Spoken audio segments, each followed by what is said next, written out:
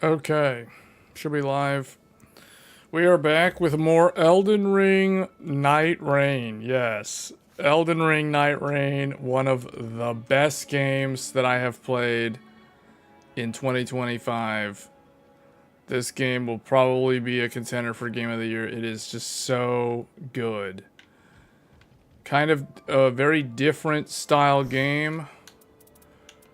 I have played 71.5 hours in Elden Ring Nightreign Expedition Time 54.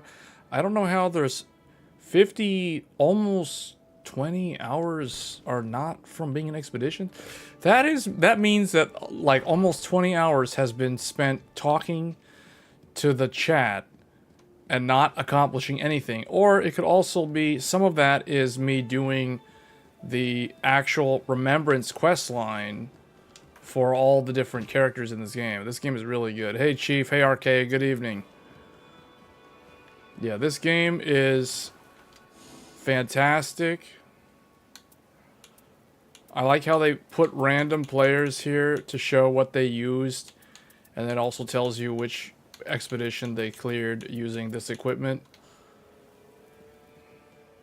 So I only have 1.5 remembrance left to do before being completely done with this game.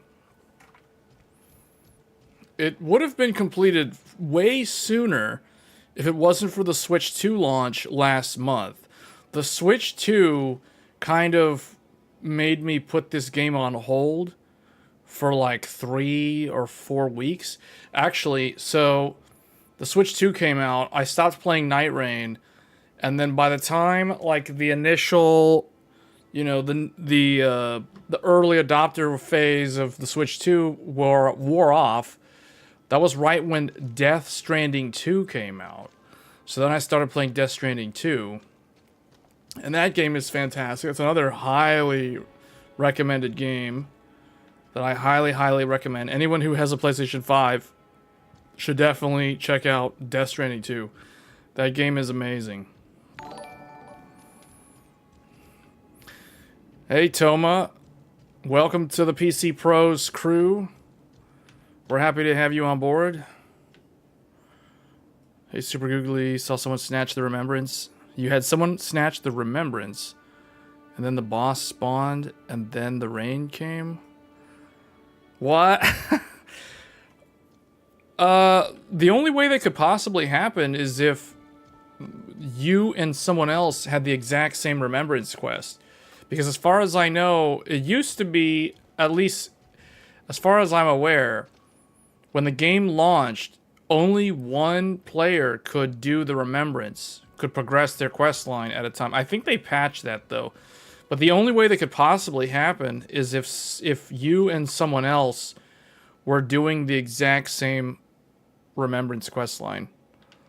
So currently, if I go over here, I am down to one. Well, technically, Wilder, I didn't know this until recently. Wilder is the only character in the game that has a secret additional remembrance quest line that goes beyond the one where you unlock his final costume. So I've completed Guardian, Iron Eye, and the way you know when you're done is if you have the picture. I think all of them have a photograph at the very end. So you guys can see, like, Guardian has this quest. Guardian goes up to chapter 10. Iron Eye ends at chapter 8. Duchess ends at chapter 9.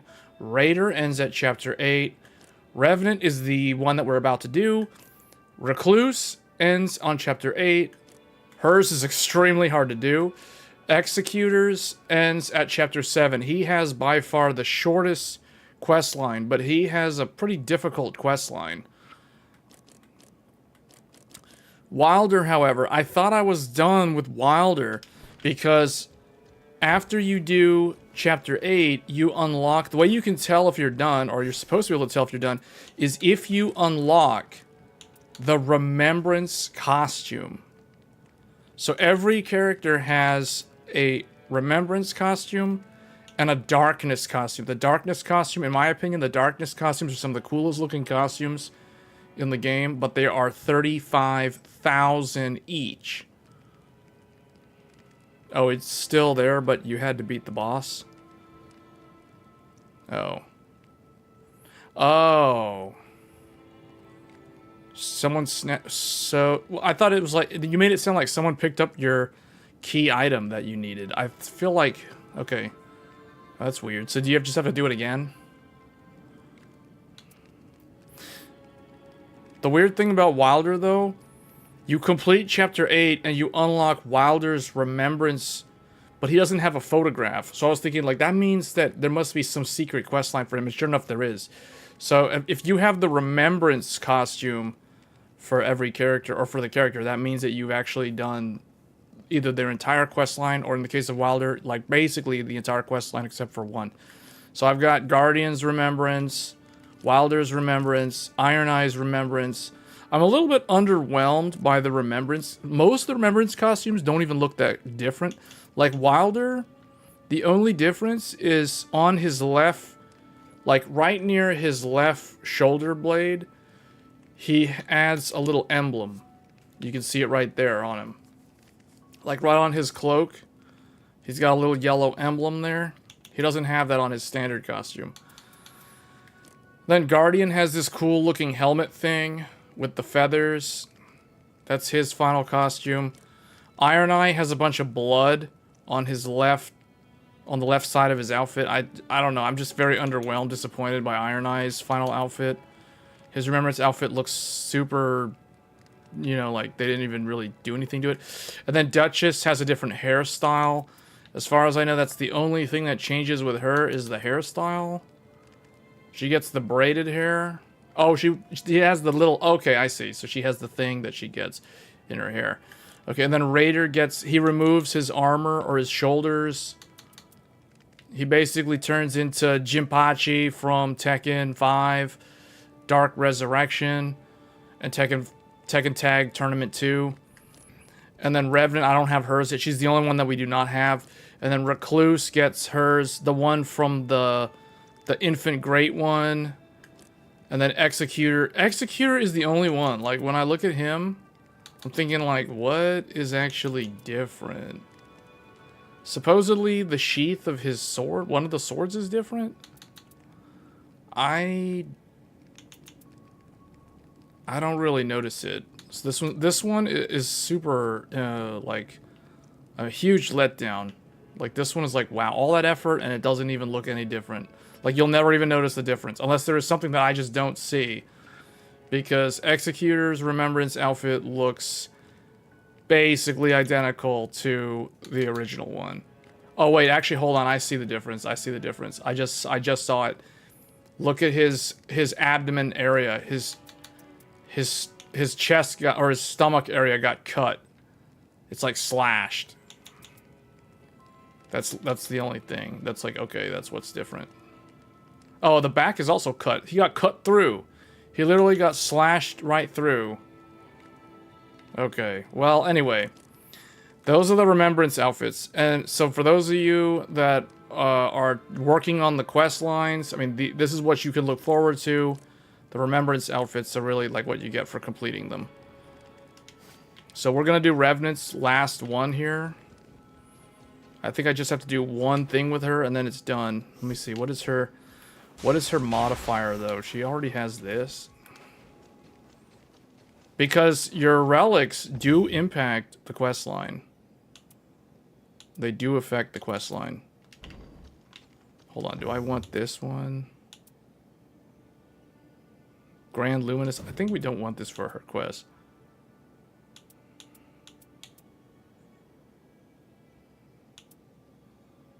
I think I'm going to change this temporarily.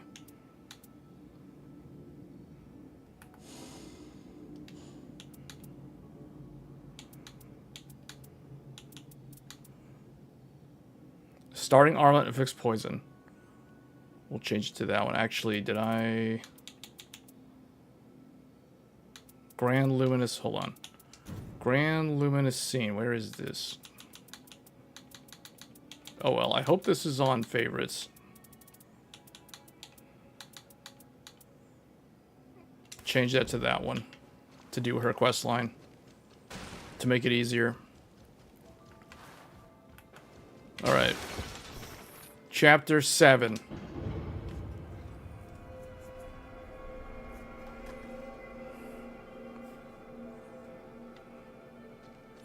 Hey Toma, I'm not sure like how long you've been watching the channel, but I appreciate you joining the members. Okay, so for what she needs to do, like what does she need to do? Oh, over here.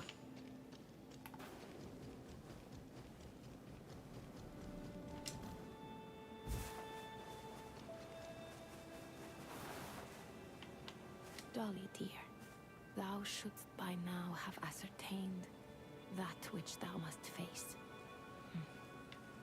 Wilt thou the truth uncover upon the next attempt? Yes. A fine girl thou art. Please, sit.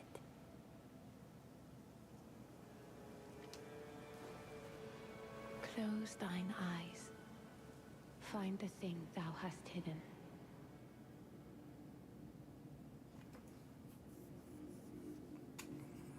Okay, this is it.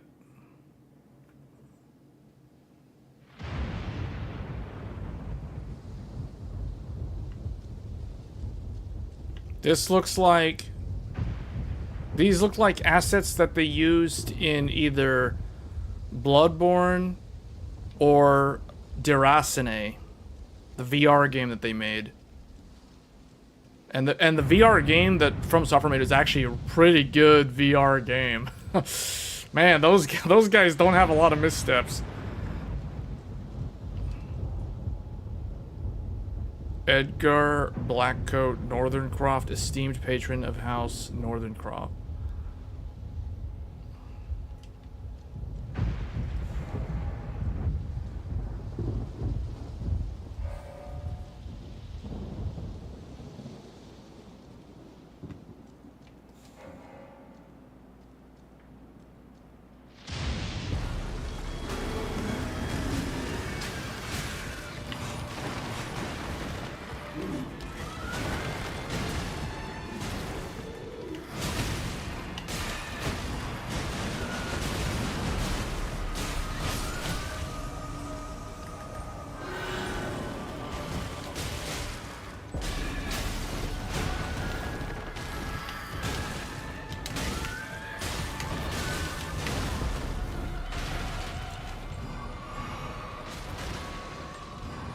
Oh, man.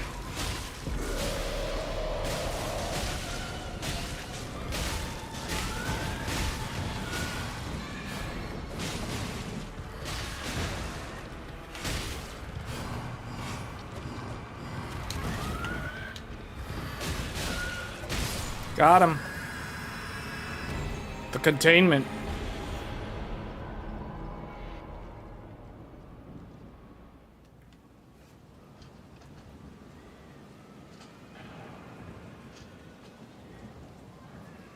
Poison worked really well right there.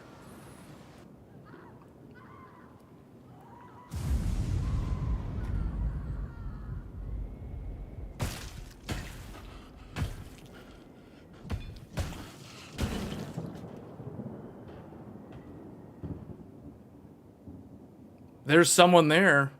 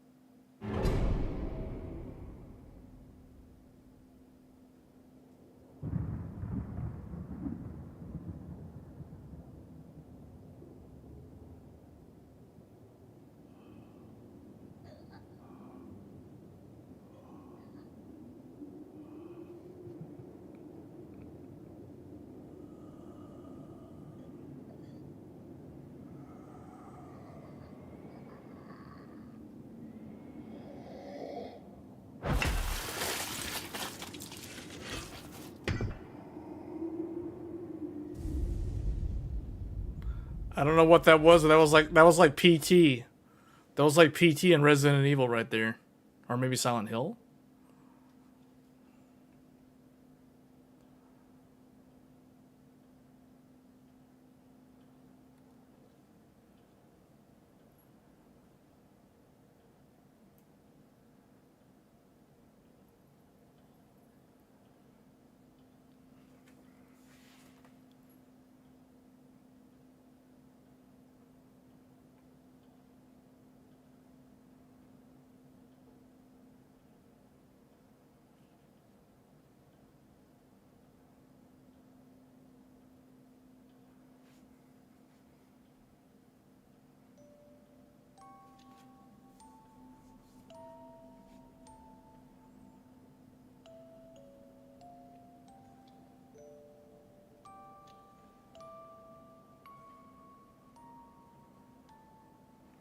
She reminds me of Herta from Star Rail.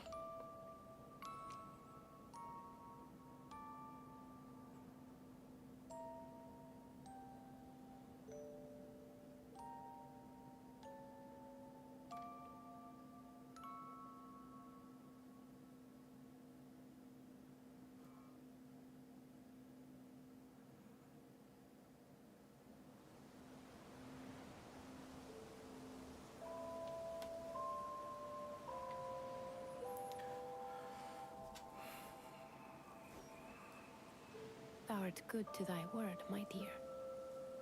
So, what is thy desire? Bury the Night Lord. Indeed, though scattered thou wast, thou art now whole. All is well. Okay, her story is the most, probably the most complicated one.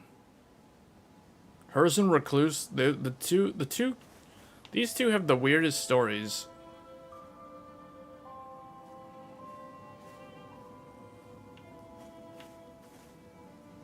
Thy fixity of purpose is admirable indeed. Thy fixity of purpose is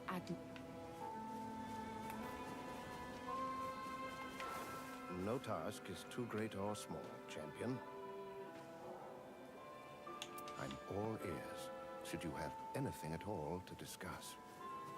I think that's everything. That was it. As ready as I'll ever be. Finally, the real thing rears its ugly head. This time we cannot miss our mark.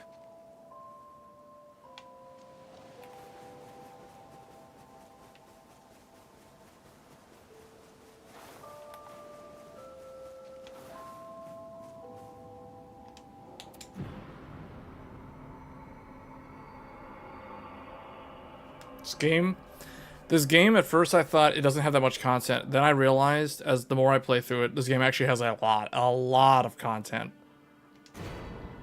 And that's it. The Remembrance outfit for Revenant. Old portrait. So she has 8 chapters then. Alright, so Wilder I think is the only one left.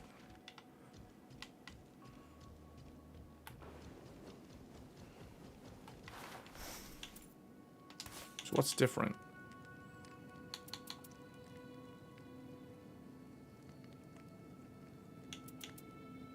Does the Remembrance one have the locket? Oh, wait. She's holding it. Yeah. No, she has something in her left hand.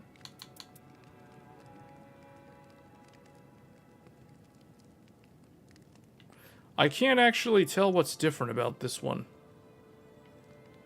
Oh, wait. Oh, wait a minute. The left hand. No.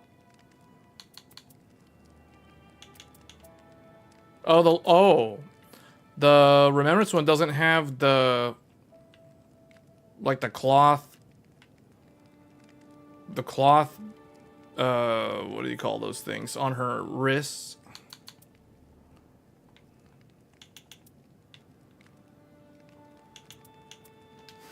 Anyway.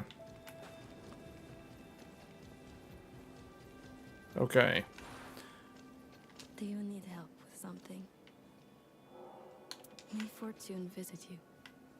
Okay, so now the only thing I have left to do is to go back as Wilder, and this time get his secret ending, and then I am basically 100% done with this game. And to do that, you have to equip something. Rune acquisition for self and allies. Hold on. You have to bring the, what is it called? The silver tier? The thing that he had to get from Noclatella. The city. This. Art gauge greatly filled when abilities activated. Art gauge greatly, yeah. So I need to, I think this is the only thing? Hold on, let me make sure.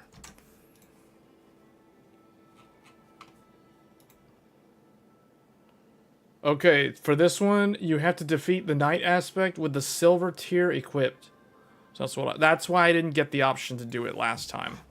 The first time I cleared the final boss, I didn't have this option because he wasn't wearing the silver tier.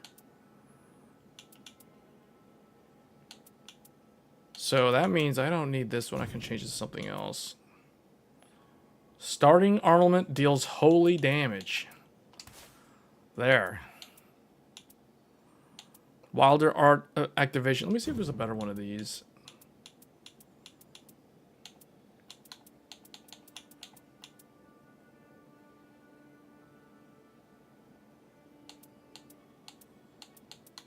I want one that has starting armament deals fire. Art gauge greatly filled when ability is activated. Oh, this one. Art activation spreads. Yeah, this one's a significant upgrade over that one. Okay, so you have to. I think you just have to use that because he doesn't have.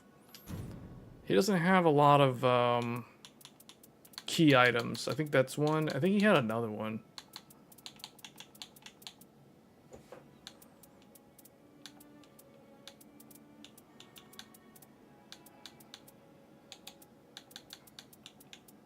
This is not his. That's not his. I guess he only had silver tier.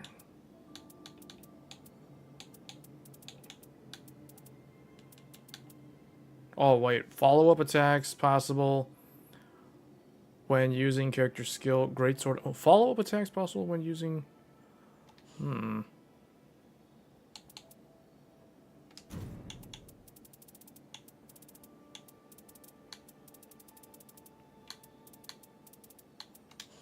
Alright, well, let's just do this one. So we've got... What, do I have the holy damage thing? Yeah, holy damage is very, very good. Actually, what I want to do... Search by...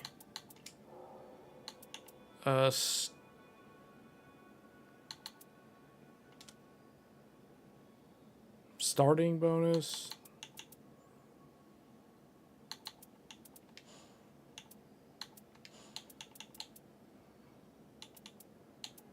Starting armament deals holy damage. Fire attack power. Oh, that will help his thing. Yeah, that's good.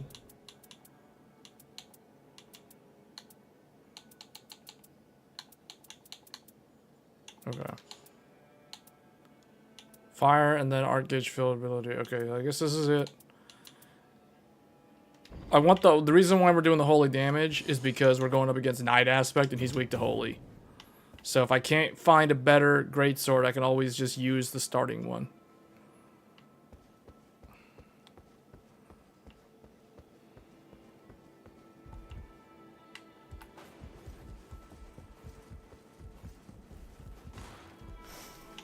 Kind of want to unlock darkness, but then I won't have like any. We'll go with this one.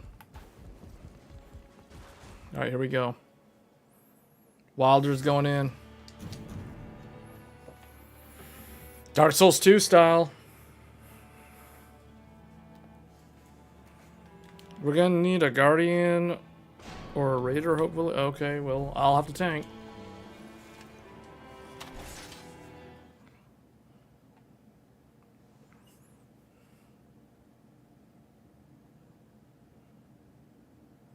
If we get Noclatello, we're gonna probably win. If we can clear it. Oh, we didn't. Oh, we got the Scarlet place. Someone has the quest. I think Iron Eye has something to do there. Alright, we're going in. This is it.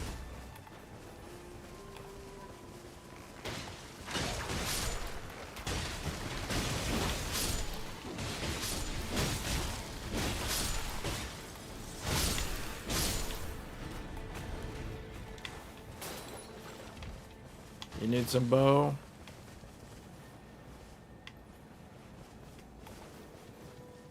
What about this one?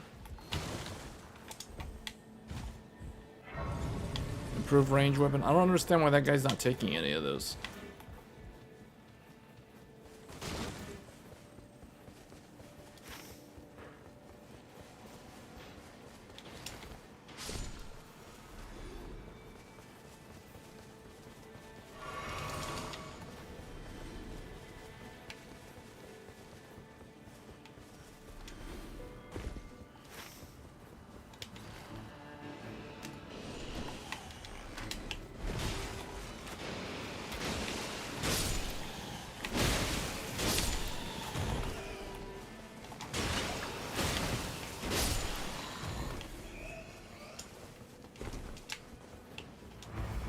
Alright, day one we spent outside.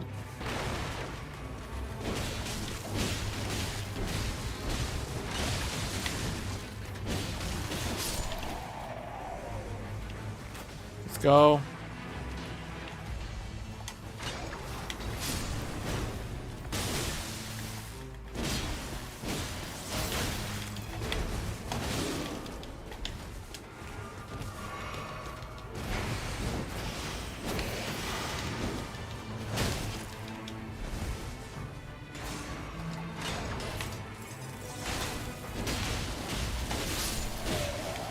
Let's move.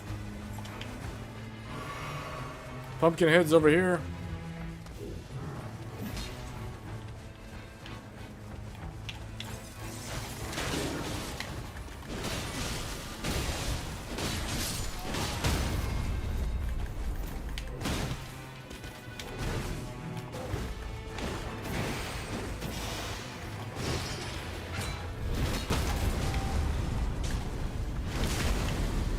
Alright, I gotta be the hero in this one, apparently.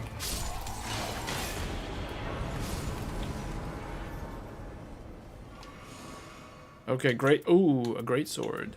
Yes.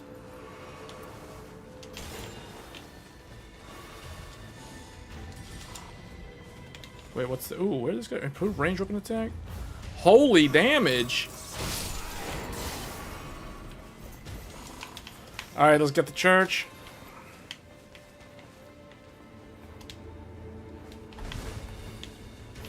So, because we have a special, we need to get as many of the, at least 2 of the churches on day 1. Because we're gonna spend the second day, most of the second day will be in the Rot Forest.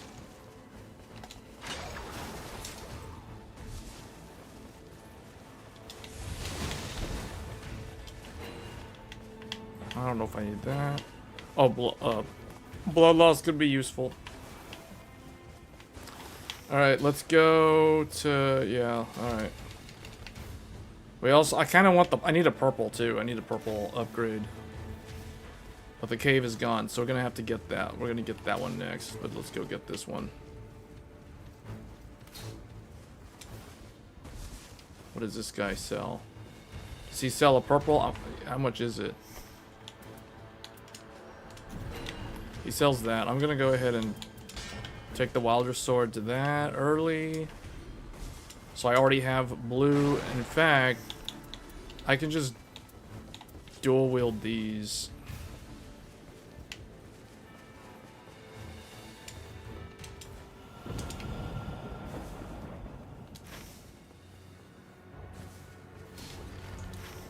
Man, we're gonna lose. We need to get into... We need to get that church. I need to get that upgrade.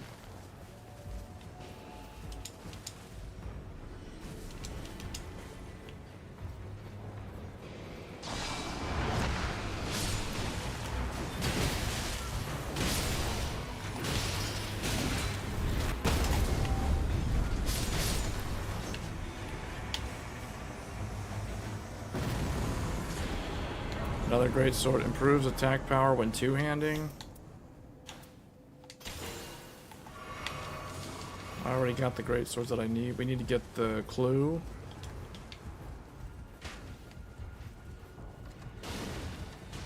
Just need to grab the clue. Probably grab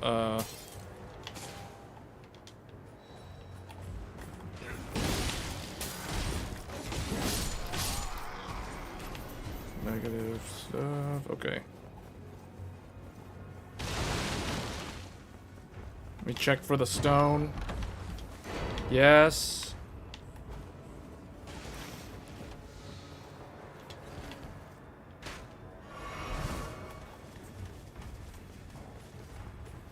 We gotta get to the green. We gotta get the church. Get the church.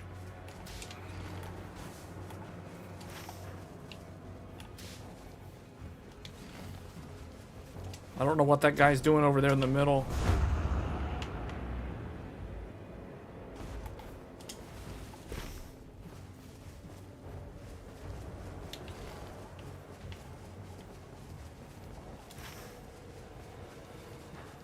We have to get in that cave too.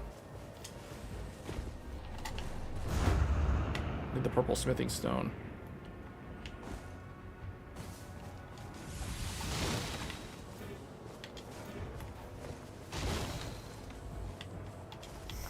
Okay.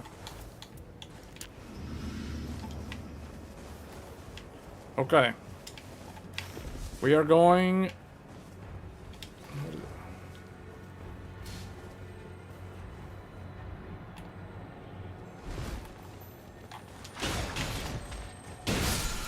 Alright, what does this drop?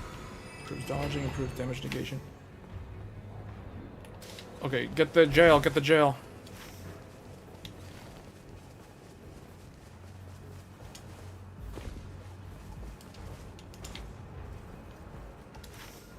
I don't understand what that iron eye is doing. Get over here, guys.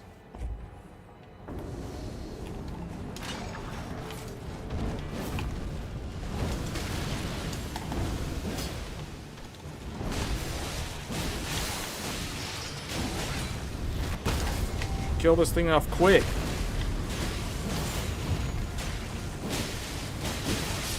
There, see, it's supposed to be fast. We're supposed to be speed running. Raises attack. What's this? Blood loss. Increases in vicinity. Okay.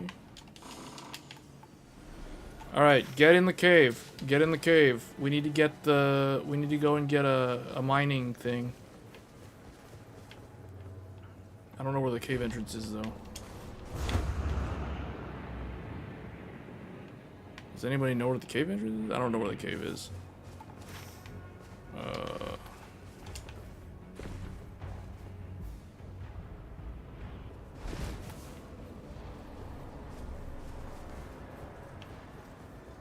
It's so dark here.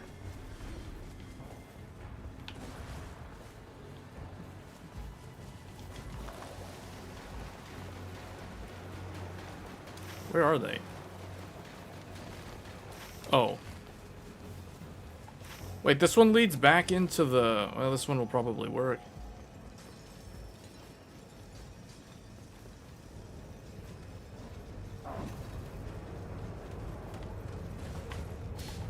Oh.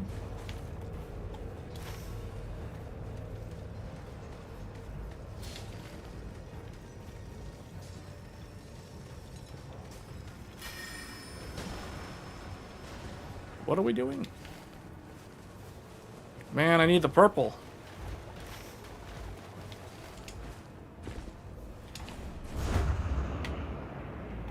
Where's the third church? And don't forget to get this, so we don't need to worry about it on day 2.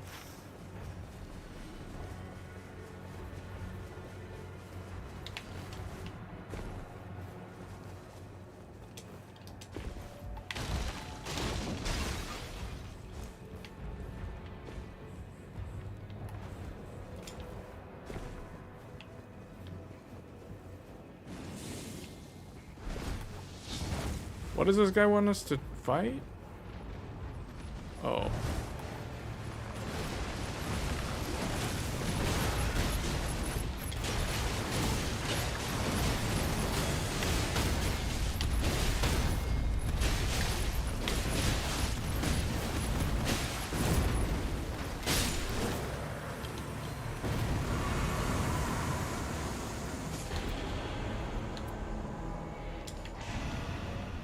I mean, I got my holy weapon, so I'm good with my greatsword.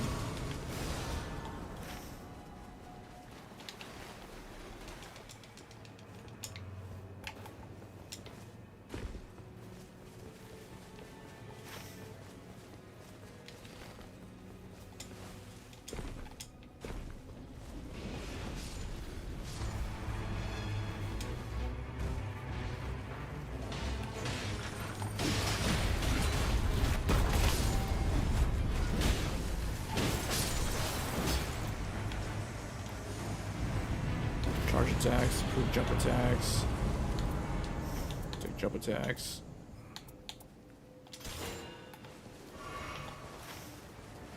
Get the church! Forgot to level up.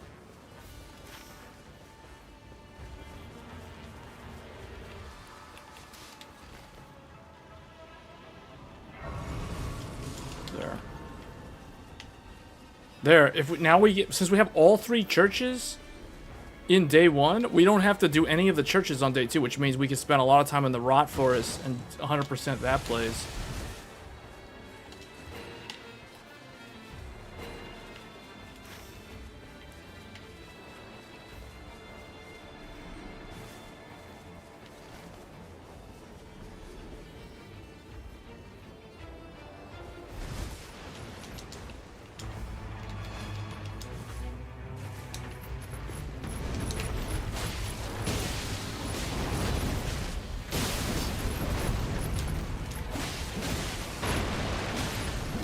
There, we are so good. We're killing stuff fast.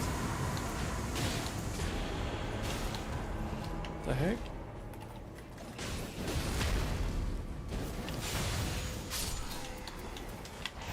Freeze poise.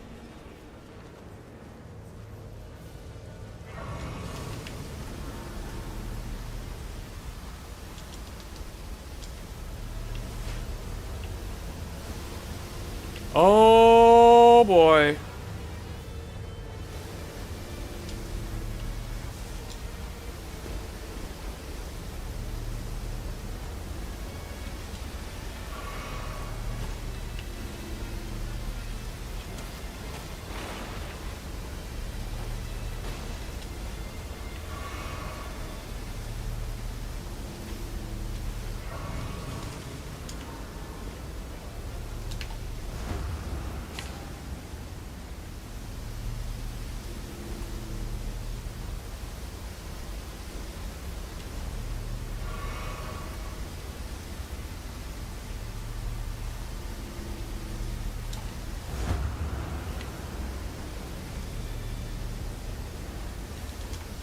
Oh, I knew that would happen. I should have healed before.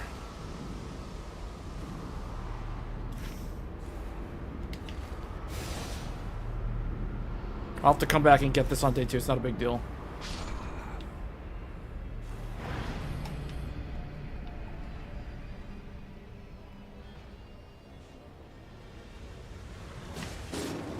I don't know how I ended up so out of position there. Where did this guy die? Oh, I tried, dude. I tried. I'm sorry. Okay, yeah, that was bad. I should not have tried to save him.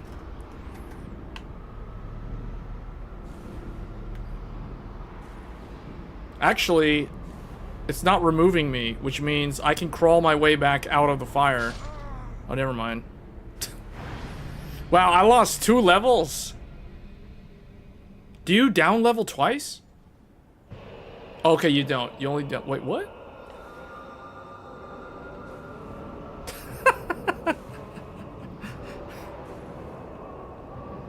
Hold on, I can help out. I can help out. I can help out. So wait, where am I? Did I just lose my 14,000 runes permanently? Yeah, I guess I did. This is hilarious.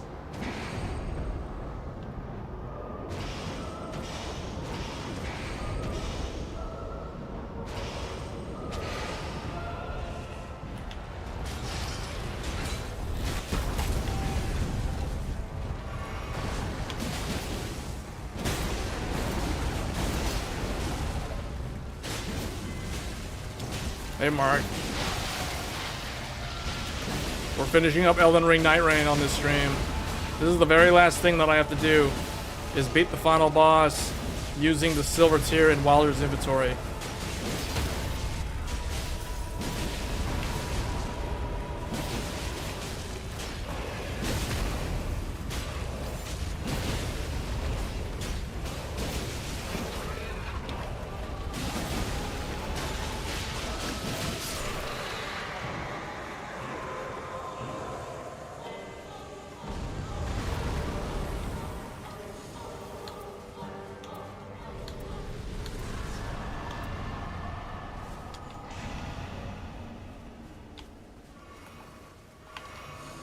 I still can't level up. What? Alright, I gotta get my,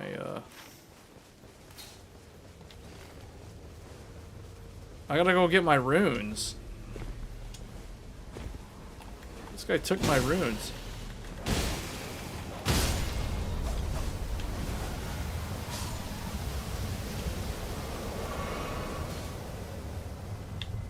I need to level up.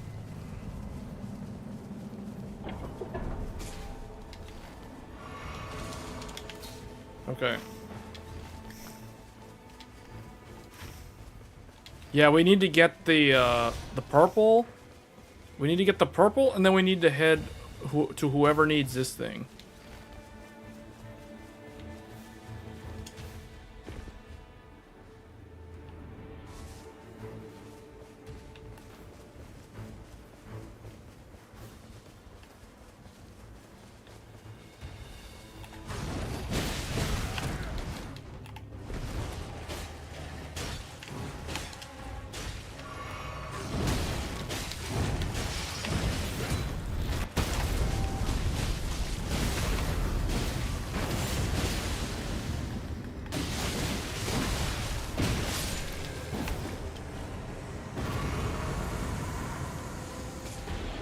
Okay, I can use this. I can use this. I'm not worried about not upgrading my thing anymore.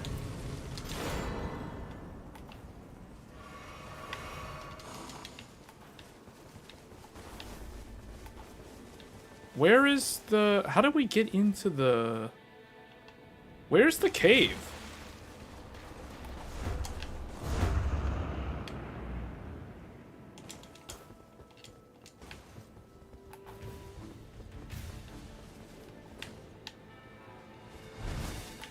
It doesn't matter. Let's just go down here.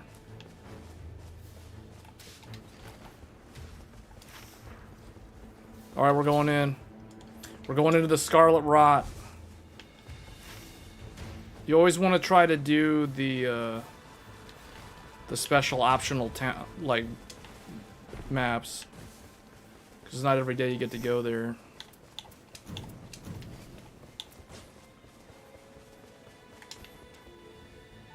I want to try to get a...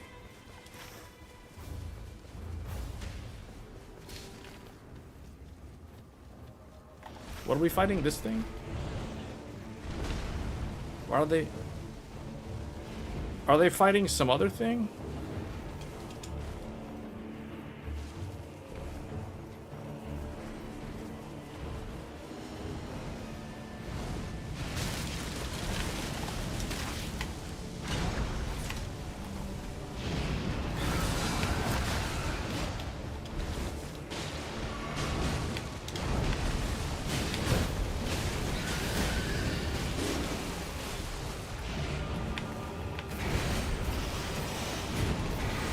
Oh, this is a spear. Hold on. No. Let's go with great sword. This is great sword. This is a colossal.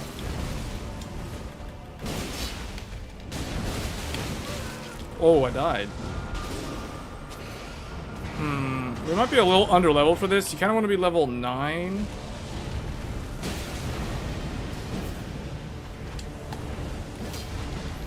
He's saying get... Oh.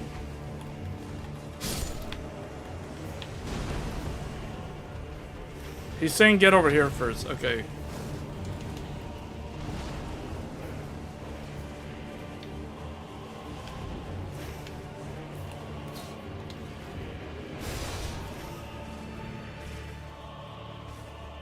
Just do this first. We'll go back in there once we level up.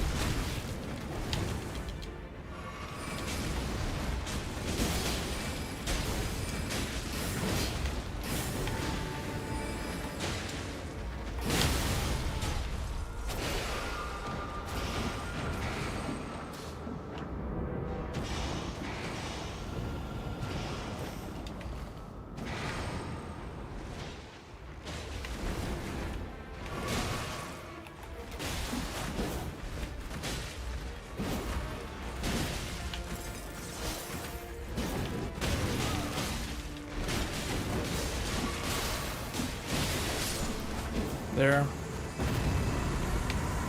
Yeah, we're under level. Alright, hold on. Erdtree. Another holy weapon.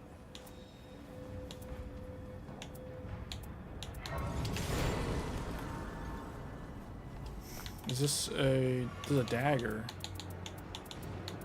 Oh wait, hold on. I don't know if I want to get rid of my second greatsword. Just like get rid of my colossal.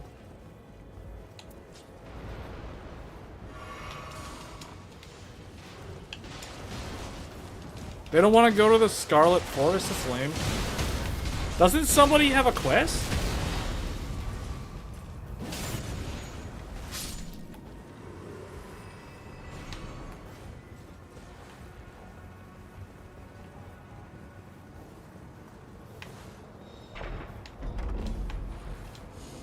Raises vitality. No, wait. Blood loss. Oh, I already have that one? Raises vitality.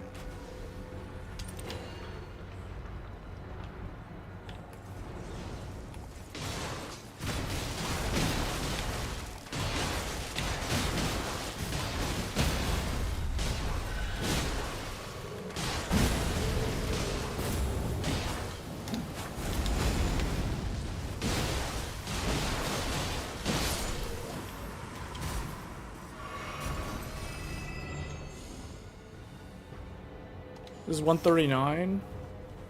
This one has bleed though. I like that this is bleed. I'll take the damage negation.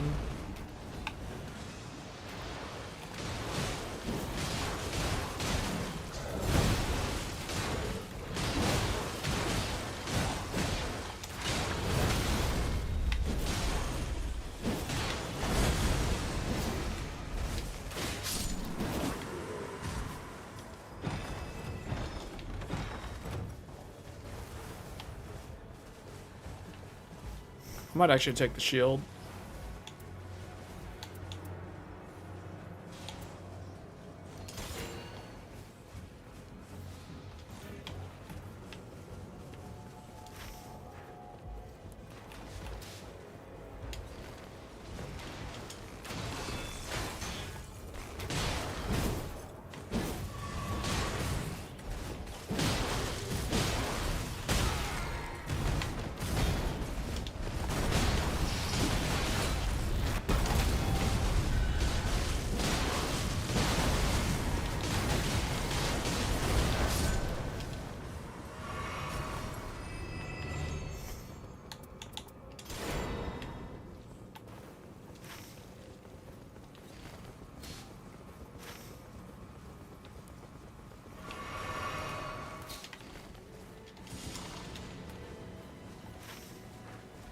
We're not gonna kill Deathbird.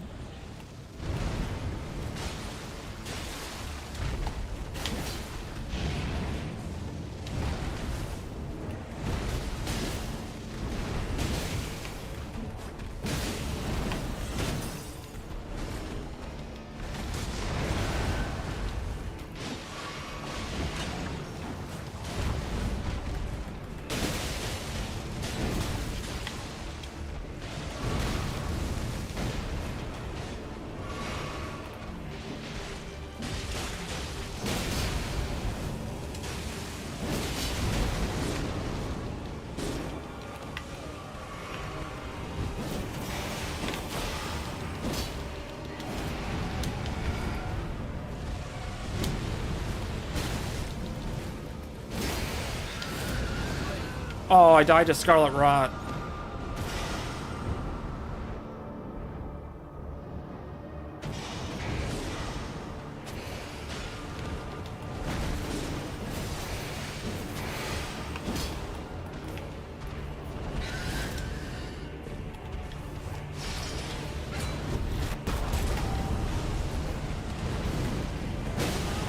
Oh, wow, this place is annoying.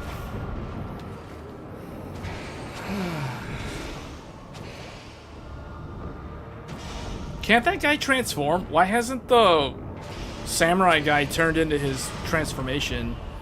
Has he not watched Dragon Ball Z? Doesn't he know that Frieza has different forms? Oh my god, we just keep getting destroyed by this stupid death bird.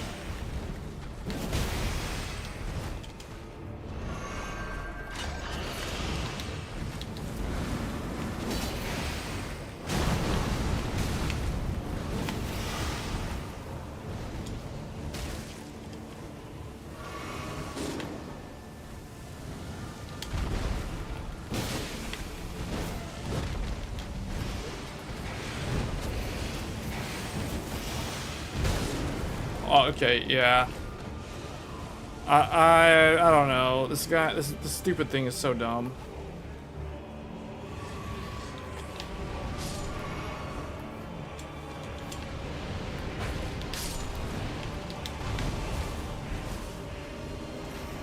I think just go to the thing, like...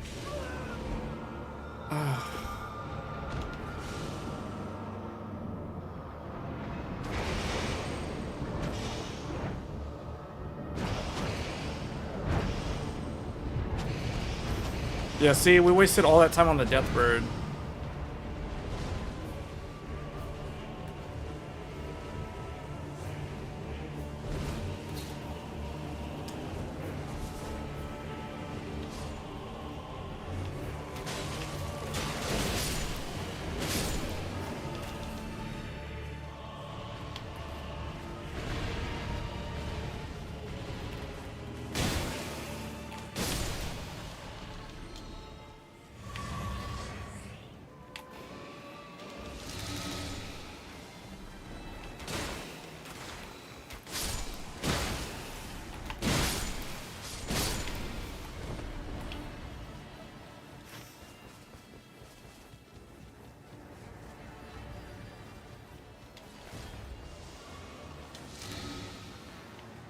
Wait, what is the thing that we need to do? Like, how do you... there's like a thing over here.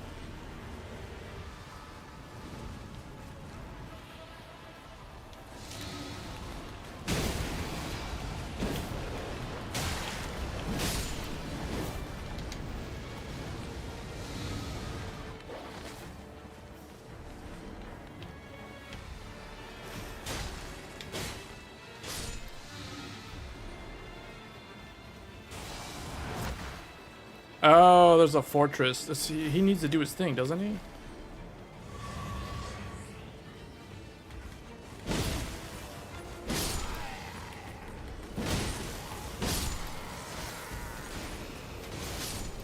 What's in here? Oh. Well... somebody had a quest.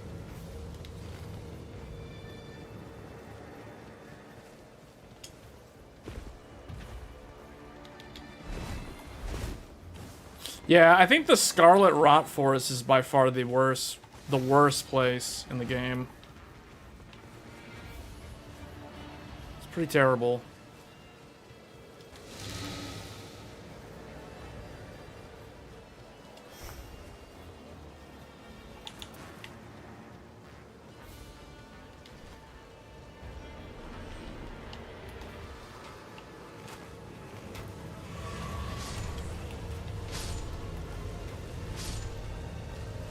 Where's the thing to cure the Scarlet Rot?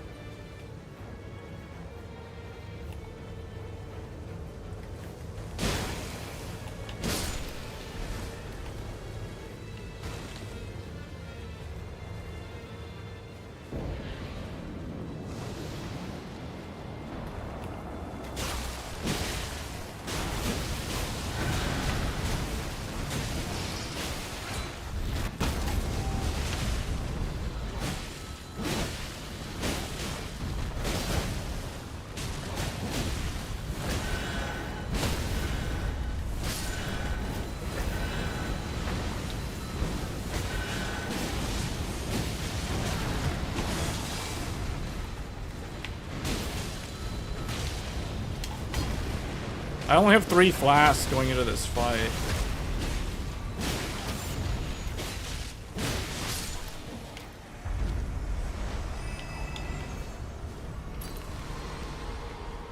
This is horrendous.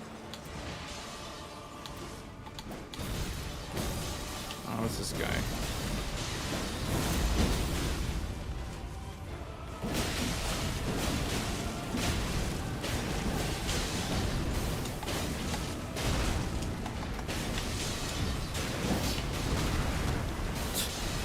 Well, that was bad.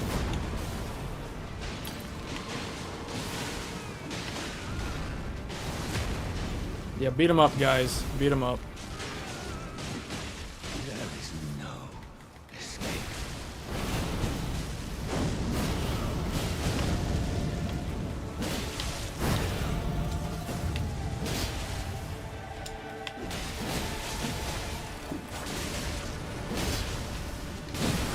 What?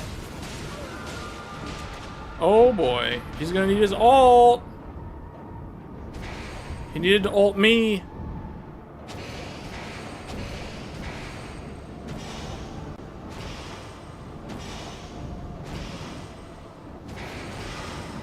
This run was so scuffed.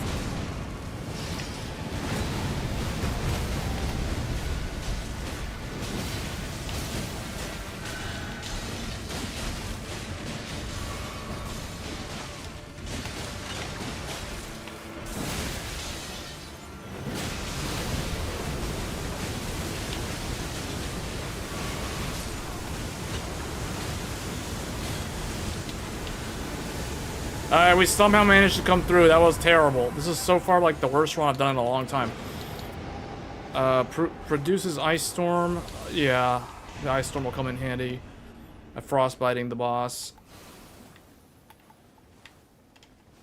Man, this place. I hate the Scarlet Rot place. It's do you feel a big jump in? You can't tell the difference in this game because this game is capped at 60 frames per second. There's literally no difference. Even at 4K. Well, at least I leveled up twice. But now I have, like, no... Wow. Wow. So for this boss fight, I'm gonna have to use... I'm gonna have to tank. Clean Rot Spear. Yeah, at least I got a lot of, holy weapons. So at least that's the bright side here. But yeah, there's no difference. Alright, let's do this. I'm tanking. I hope we can pull this off. I don't understand why there's such a level difference between all 3 of us. One of us is level 11, I'm level 12, the other guy's level 13. I don't know why there's like a 3-level difference. Each one of us is a different level, I have no idea why.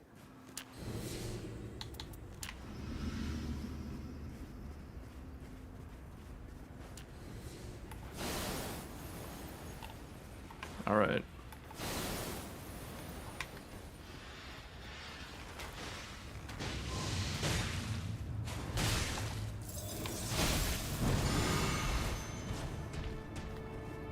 Come over here. Oh, well. Okay. Spartan style, 300 right here. He's like, what? Stop poking me.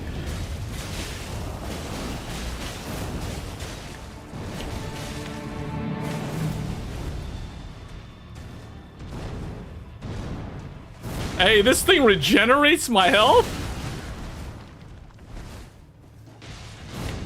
Hey, you guys should be standing here.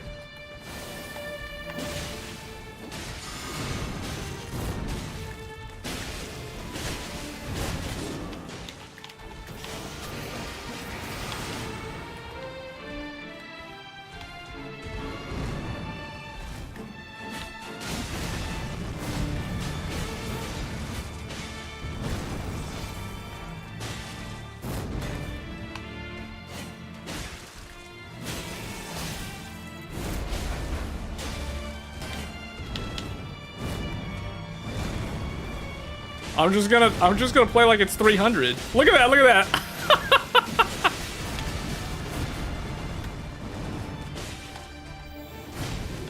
Oh, if I knew this, I would have brought more. I would have brought MP regeneration.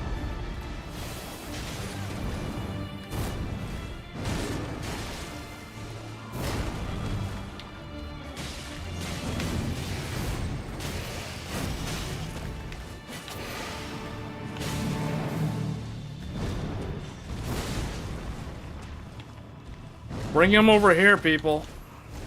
Come over here. Come over here. What? How did that clip me?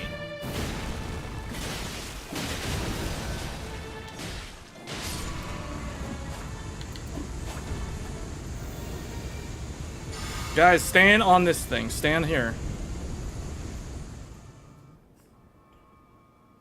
We can still win. We can still win. I need to take aggro here.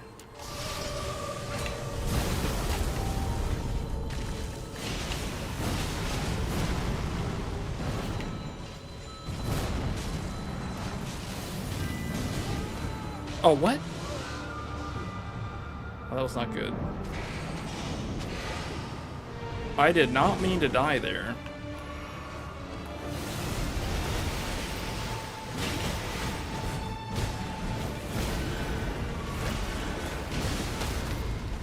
Dude, how did he... Oh my god.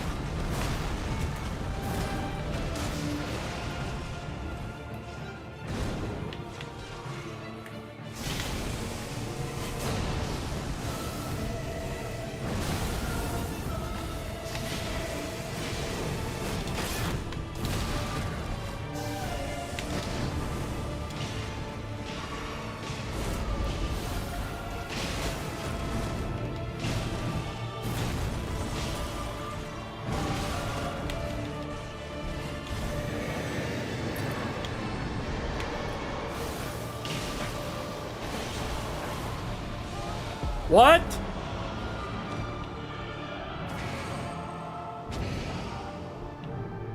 I thought you were supposed to run up underneath him, but he didn't jump in the air for some reason. Yeah, we're not prepared for this.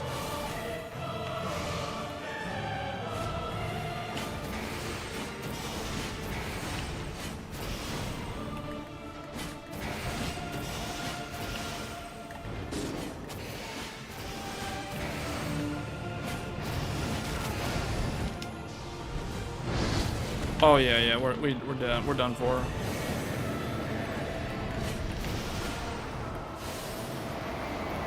I don't. Yeah. Okay. Have to redo it. That was the most scuffed run I've done in like the last week of playing this game. Even though we were decent level, that was, I mean, level 12, I guess. I mean, that's okay. One guy was only level 11 though, which was kind of bad. Wait, we're not doing that. We're doing night aspect.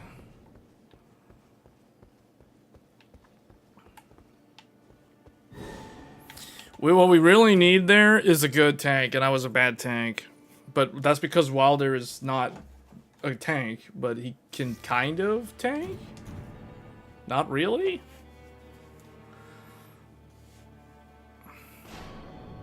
He can tank better than Duchess.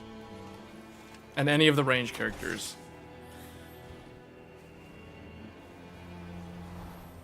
Technically, Raider... Raider could tank better than Wilder by a lot, but I don't think either one of them really needs to.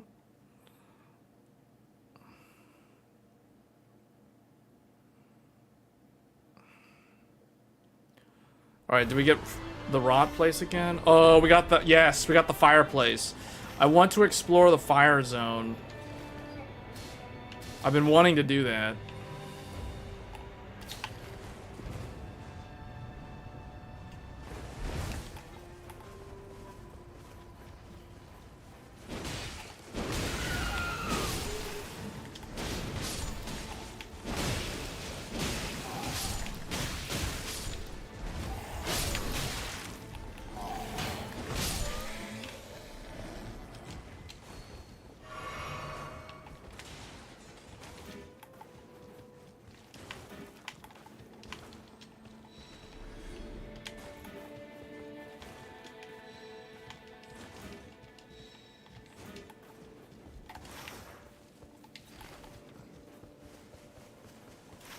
This game is so good, though.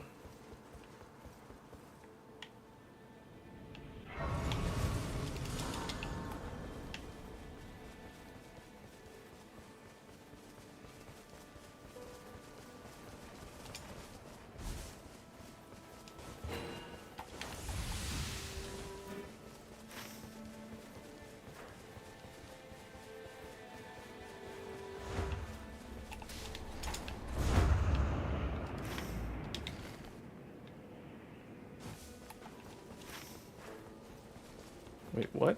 Why did this guy... See, look. This is why I don't like... Sometimes with randoms, it's so hit or miss. Like, why are we all spread out?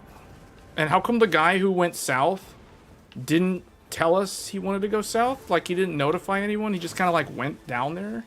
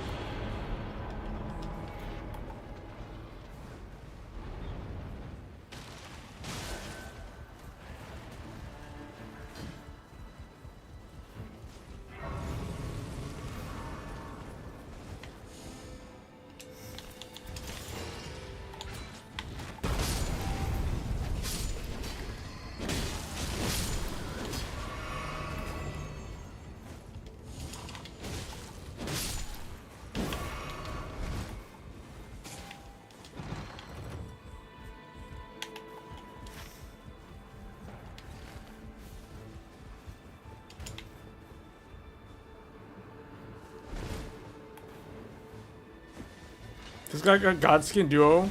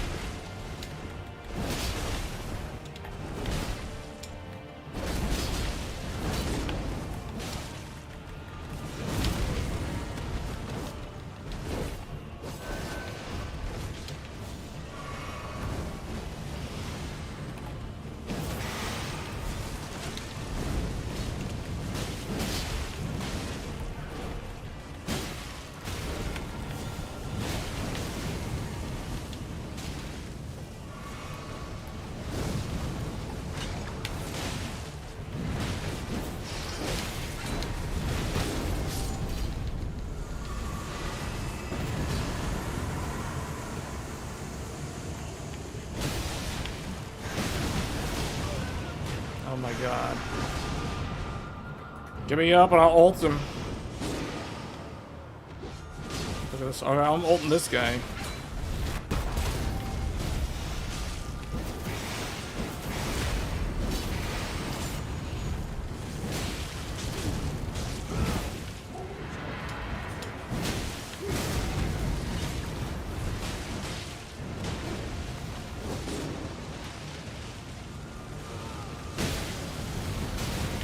Oh my god. No wonder people skip these guys. If they get them, they'd run away and they do them on day 2. Because it's such a time waste. Like, the EXP you get from them on day 1 is not worth it. In the amount of time that you waste trying to kill them. Oh my... Yeah, see? Look at that. Alright.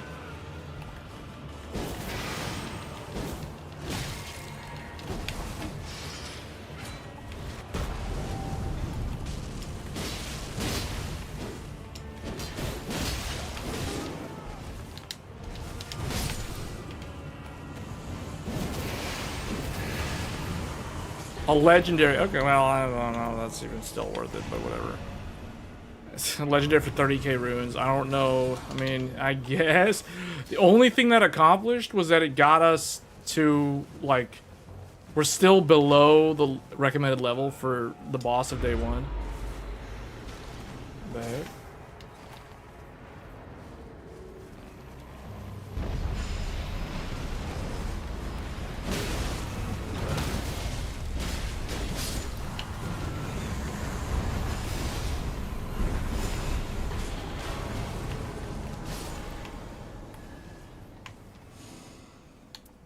A holy great spear.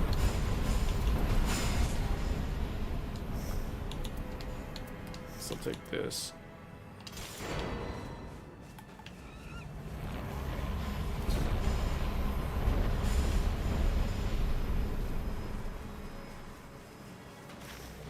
Where is that thing coming from?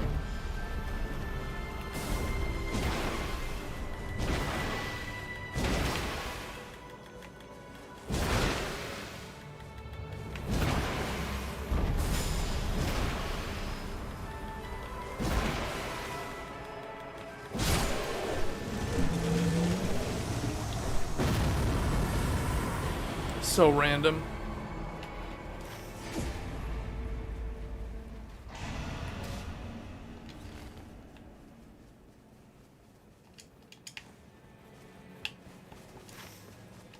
I don't know, should we do that thing?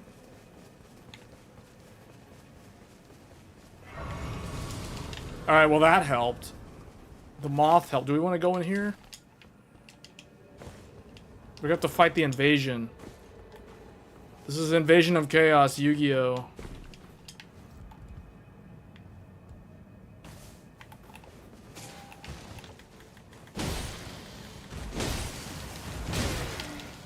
Why did that guy leave?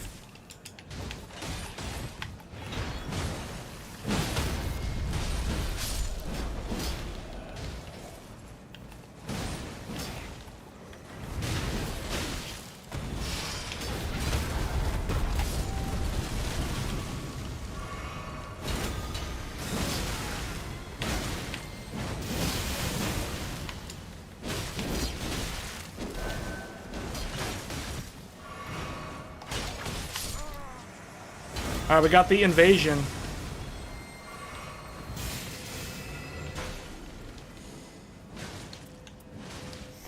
Wilder's Greatsword +2.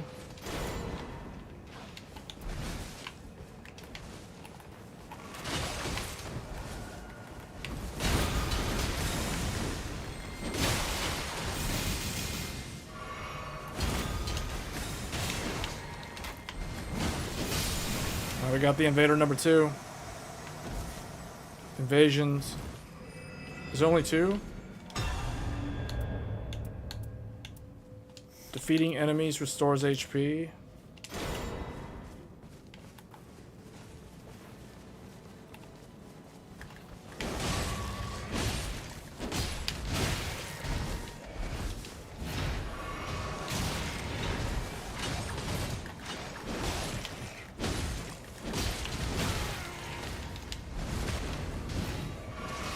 Oh, he reconnected, okay.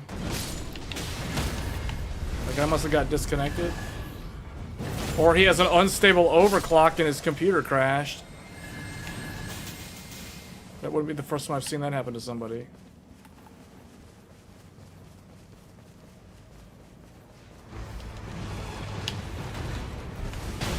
Oh! Hold on, I need this. I have no more.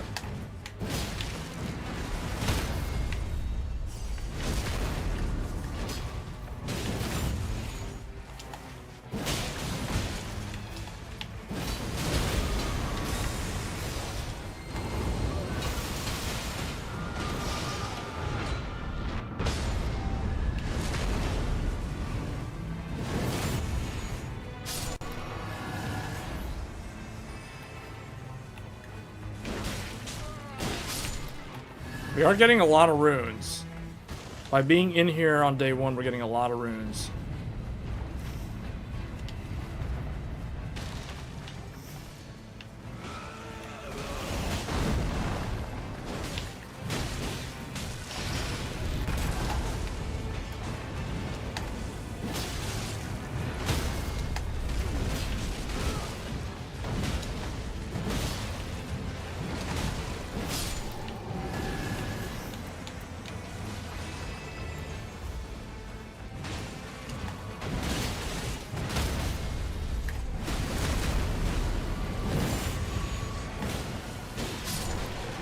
Alright, we got him.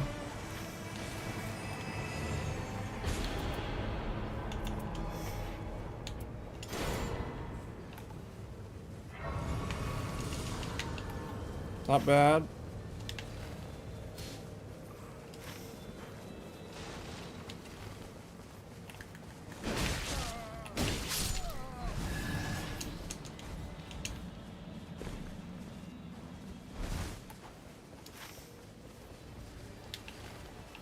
How are we gonna get up there?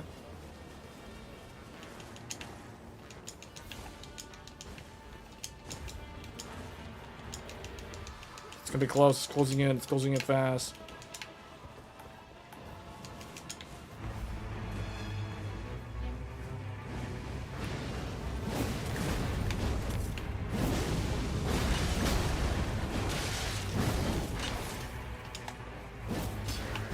Go ahead.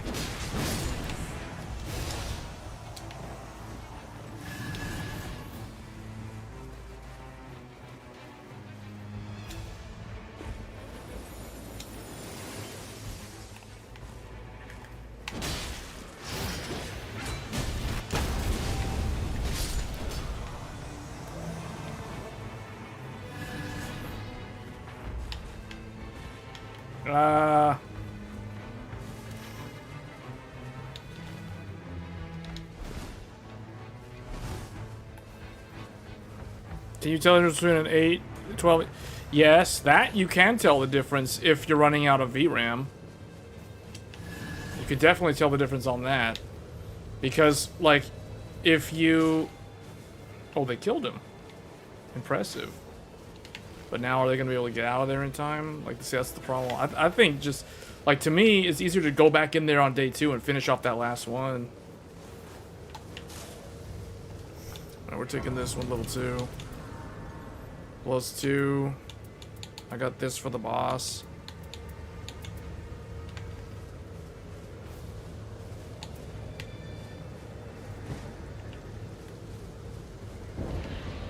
Alright, here we go.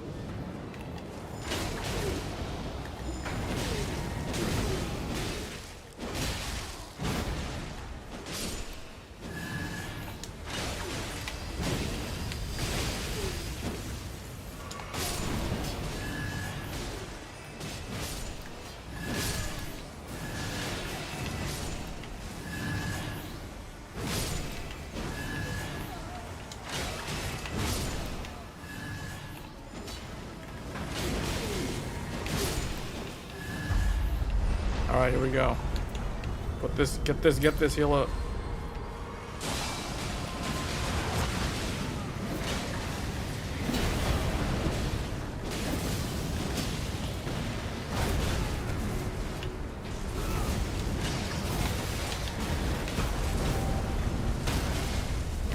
Alright, I got him.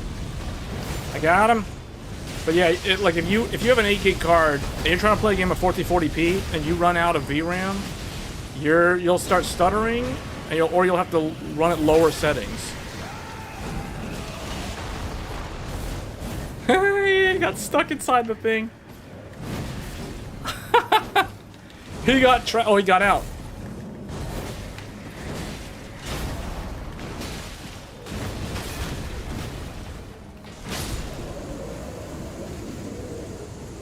Man, this wild was covered in blood. Restores HP when guarding. Activation summons a group of those lost in death. Oh, guard counters violence surge and summons dark cloud. I'll take the dark cloud when walking. Man, we are doing good. Level wise, we're doing very good. Hold on, I didn't see what it was that they got though, but okay.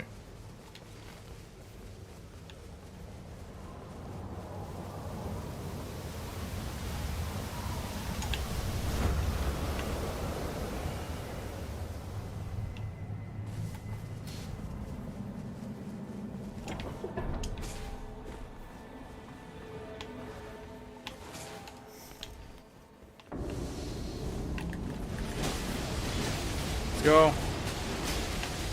I mean, like with Elden Ring, Nightreign, you'll never tell the difference. The performance on this game on a 9070 XT is exactly the same.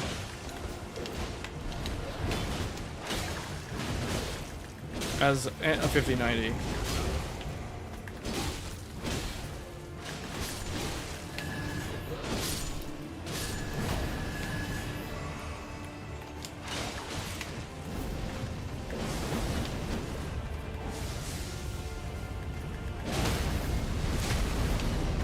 Basement of Faramazula.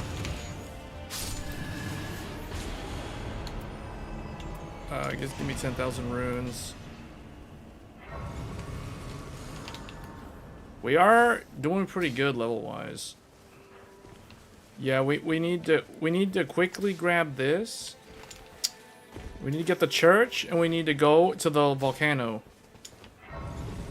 We need to get into that volcano power.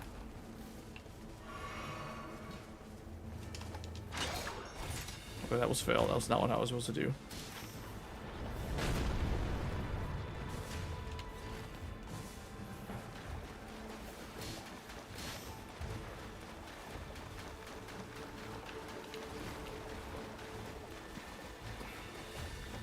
What made 720p?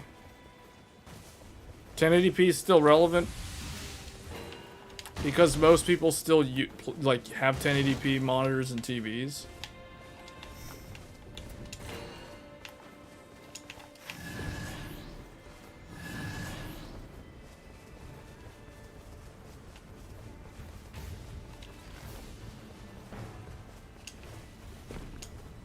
I want to explore the fire area in this map.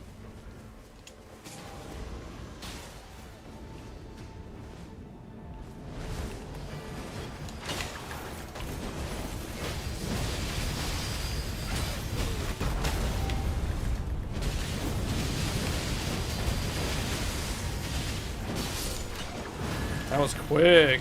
Okay, that was good. Yeah, give me those 10,000 runes. Give me those runes. Give me those runes. Get the church. Why are they not?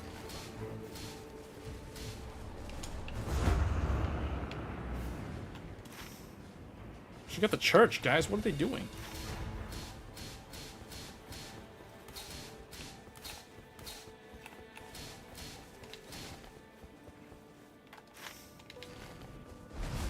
Wait, why did I fall back down? The heck?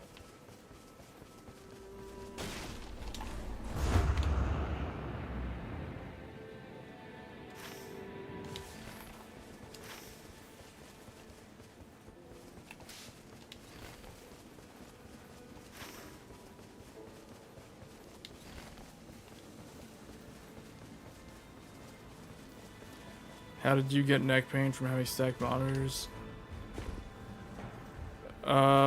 Because the middle monitor was too low and the one above it was too high. And those were 22-inch monitors, so I don't know how anyone with larger monitors could do that. Ooh, legendary, very nice. Margaret's Cursed Sword. Critical hits increase damage inflicted upon enemies. I guess I'll take this thing.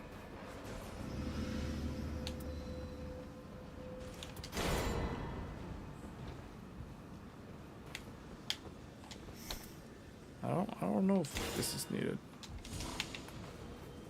for the boss fight.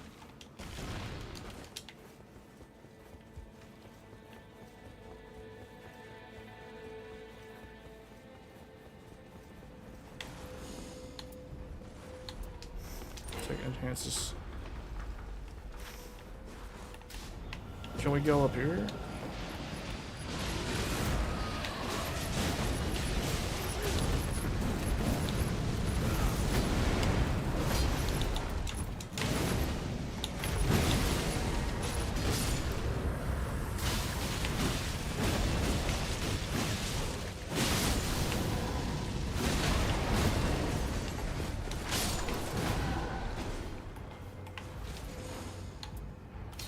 Recovery speed.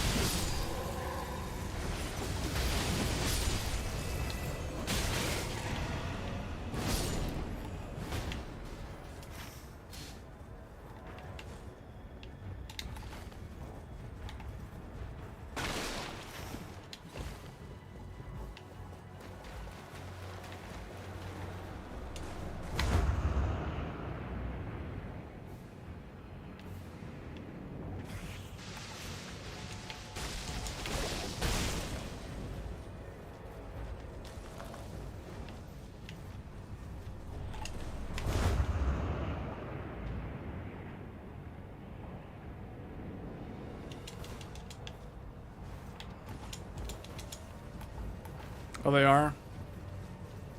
I don't know. Maybe it depends on how close or how far you sit from the monitors.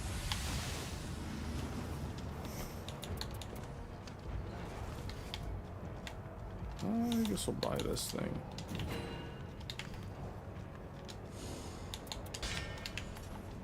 Alright, let's explore this place.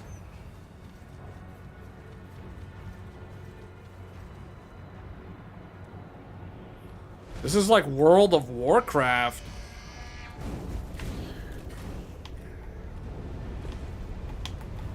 Oh yeah, yeah, we're going in. We're going in now, yeah. This is the truth. I always wanted to come down here.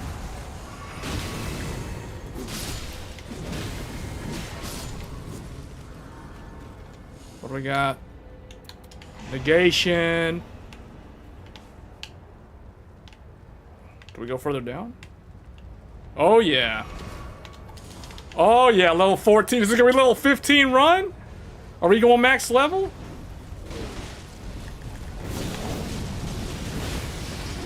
Alright, here we go. I got him. I got him.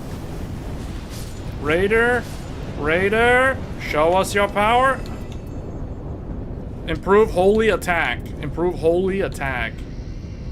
Yes. Holy attack. Oh, we're going further down. Oh man, this is awesome. This is awesome. I've never been here before. I've never explored this place. This is like World of Warcraft. This is basically, this is like LBRS and UBRS. Lower Blackrock Spire and Upper Blackrock Spire. That's what this reminds me of for the first time. It's awesome. Oh yeah.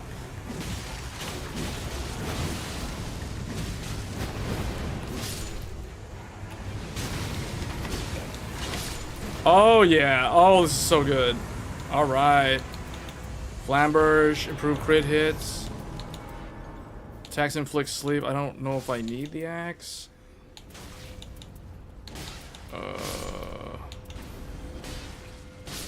4.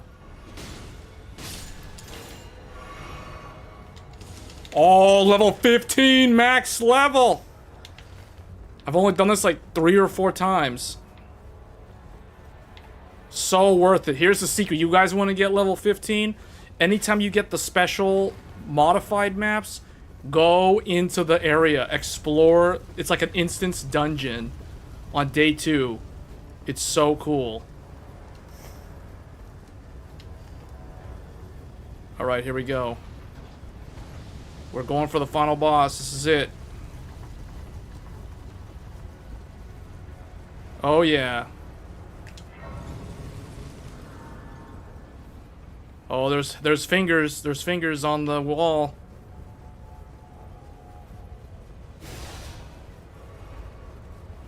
He goes further down. Where do we go? Oh man. Where do we go? Is it down?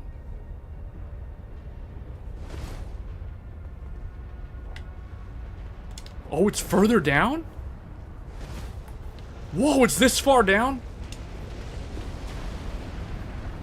Alright, I'm coming in. Max level, here we go.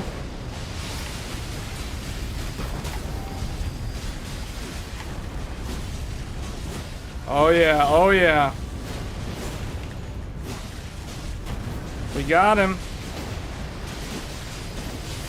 Using that ultimate, using that legendary. Yeah, cut him up. Circular saw. Oh yeah. Oh man, this is so good. Jar cannon. Great sword. Ooh, there's a great sword with frostbite. Yeah, that's good. We're already max level. This is awesome. Oh, I can legendary one of my weapons. I want to legendary my holy twin blade. Oh, achievement unlocked. The crater. Wow, and we have time to spare. This is awesome. What is my passive on that? Attack holy power up. Just in time. We are out. Flying Nimbus, get us out of here. Wow, that was awesome. See, this is what I mean. This game is definitely contender for Game of the Year. From Software never disappoints. Or at least they haven't done it yet. Where are we going? Wait. Where they drop? Oh, they're going for this one guy, aren't they?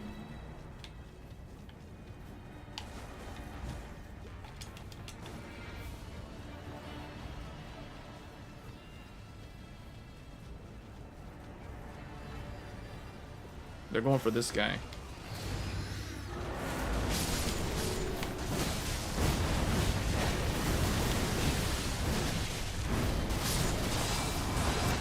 Oh man, max level makes things so easy.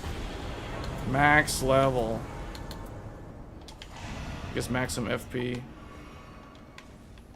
We're already at the highest level.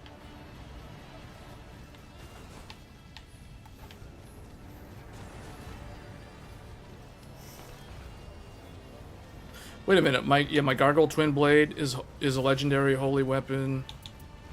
Morgoth's Cursed Sword is a native legendary. We're all max level, yeah. Wow, we all hit level 15 and we got so many runes. That's how you get level 15. Level 15 in Nightreign is equal to level 150 in Elden Ring. For those that don't know, every one level in Elden Ring or in Nightreign is equal to 10 levels in Elden Ring.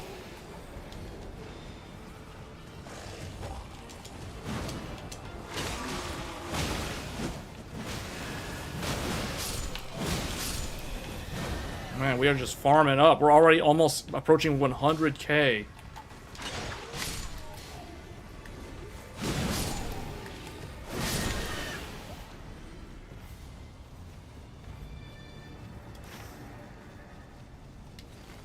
What is he indicating?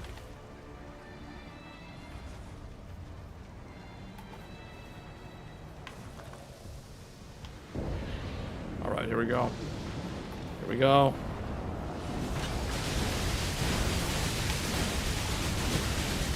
Wow.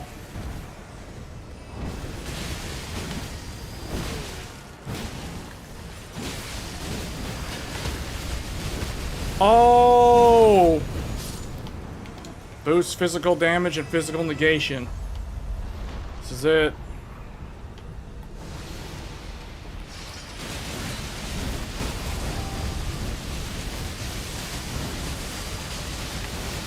All right, here we go.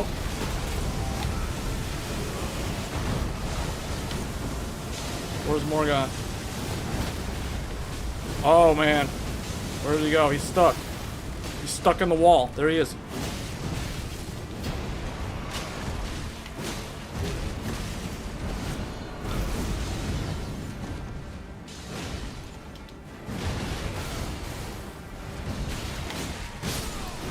Man, max level makes things so much easier. So many runes. Improves the charging speed of the ultimate art gauge.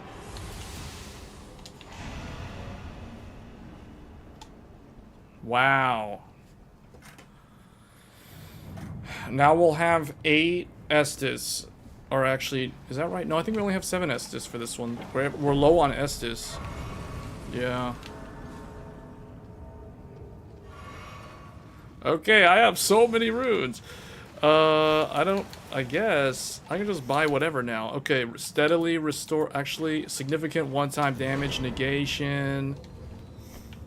Here we don't need these. What did this guy drop here? What do we got here?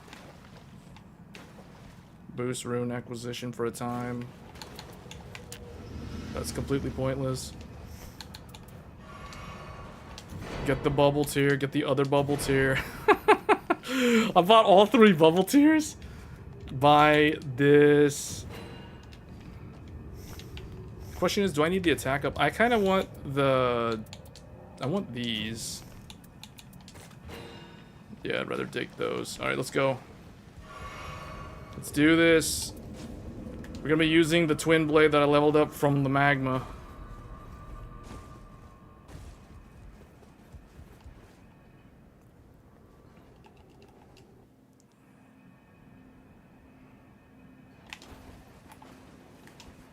Alright, this is it.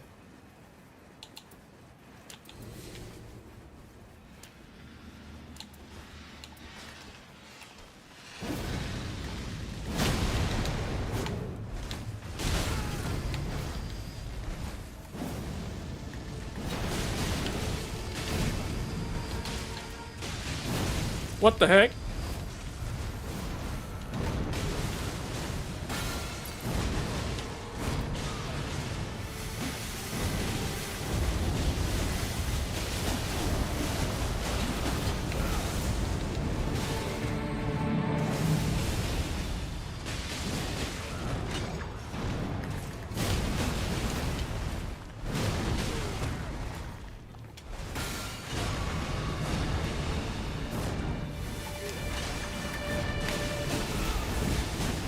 Oh yeah, oh yeah, oh yeah, oh yeah. Big combo.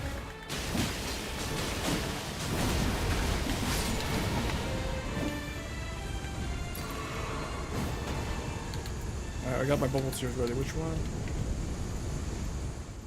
Alright, this is it.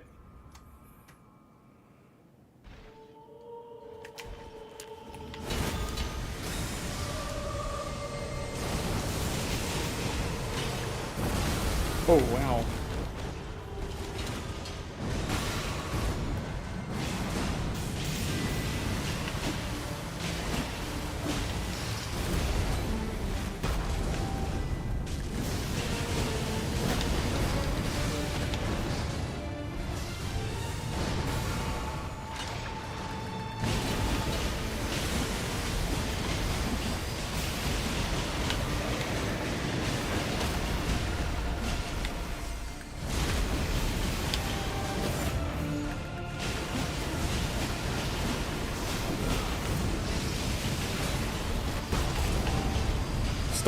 Stun lock him good.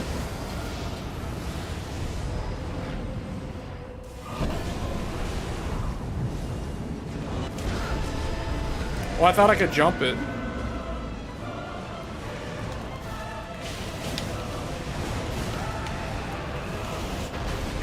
All right, here we go, boys. The moment of truth.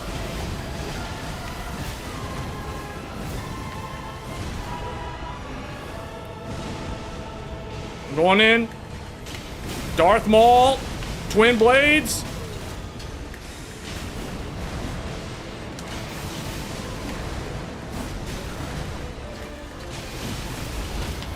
Got him.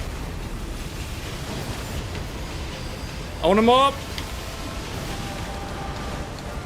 Oh yeah. Bubble tier.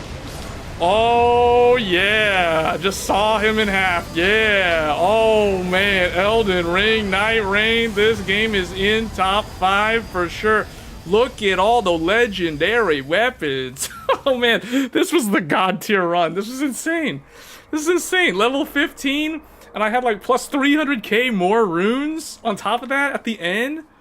What? Double, leveled up whatever I wanted to legendary status, plus this legendary Morgott Curse Sword. Incredible. Okay, time for the final remembrance ending. This is it. This is it. The true ending. With the silver tier equipped.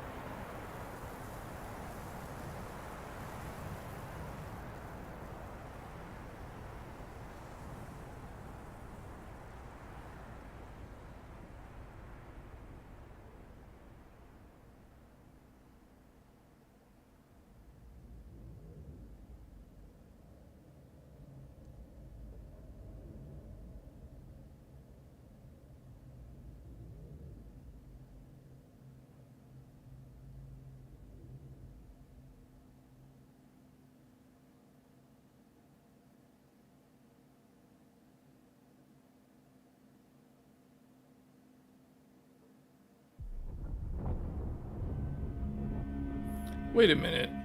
That was the most lame secret ending ever. Like, what type of ending was that? So he just died, and the Night Lord ends up, like, somehow winning or self-reviving, or maybe Wilder turns into the new Night Lord. Who knows? This is so open to interpretation. This is so classic From Software ending, though. So vague.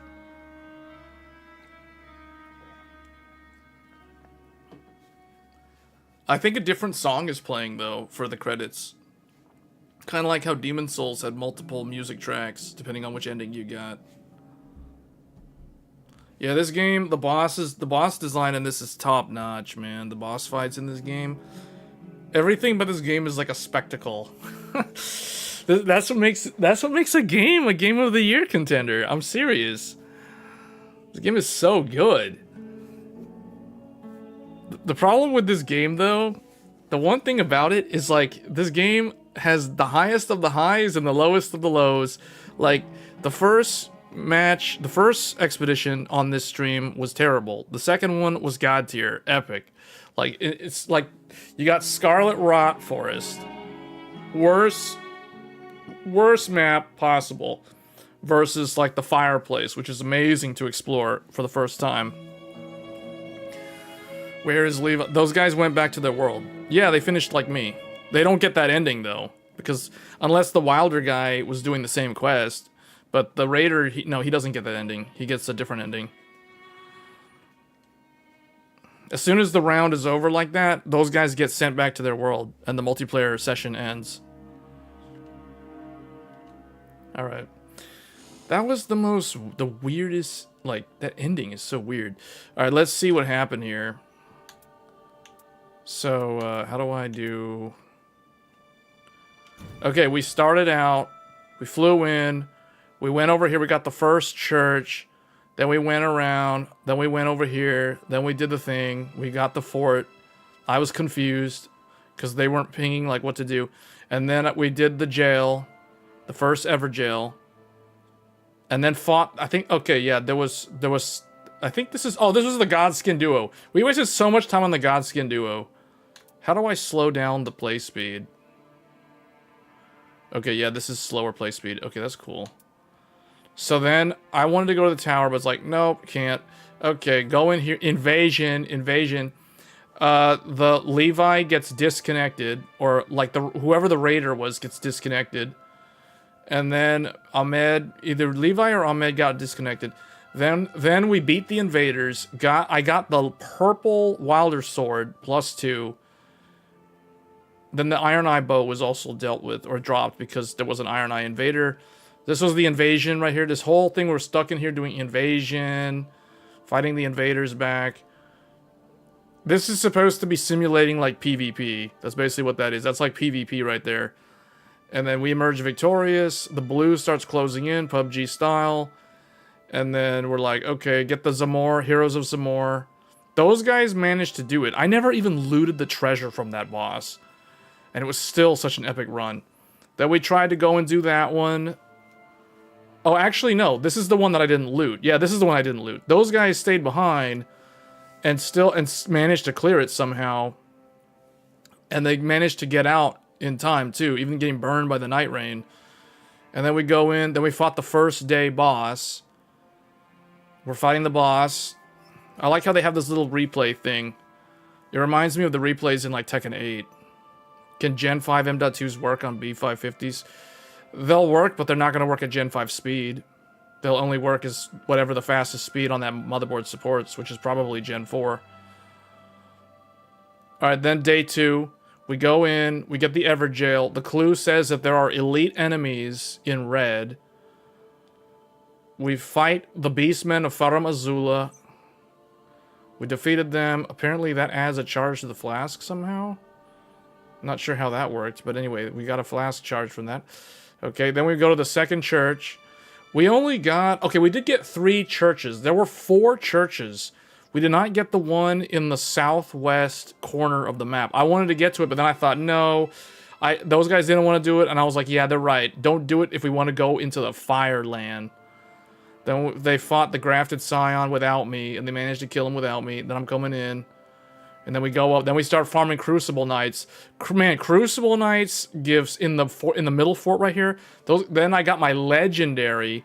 The legendary dropped off of, like, I don't know. I think it was like a Crucible Knight or something, or the Lion or whatever it was. I got the Morgoth's Curse Sword legendary.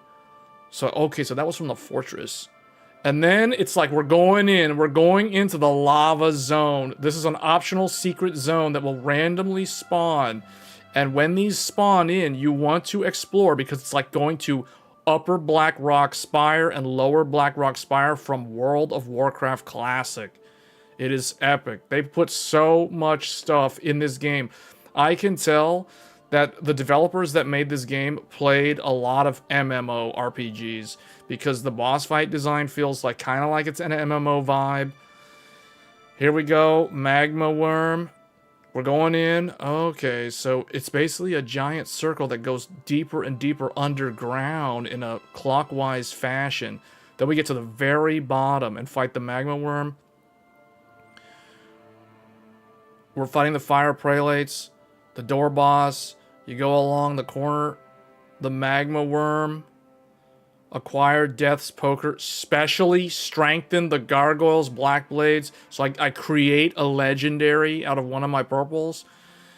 That is the benefit of doing this. That is why you definitely want to prioritize doing the optional zones on day 2. And now the blue is starting to close, and we did that just in time. And then we're just going in, we're preparing to fight the day 2 boss, which was Morgoth. Easy mode. Killing some random extra stuff just for EXP. We're already like level 15. We get level 15 on the way to the Magma Worm in the fire area. That's awesome. I think the fireplace might be my favorite, actually. No, I think Noklatella, the city, is probably is my favorite one. Then we fight this thing. And then we got Omen, and then we go and fight the final boss, and that's it. And then we succeed. And that was the final boss of the entire game, too. That was awesome.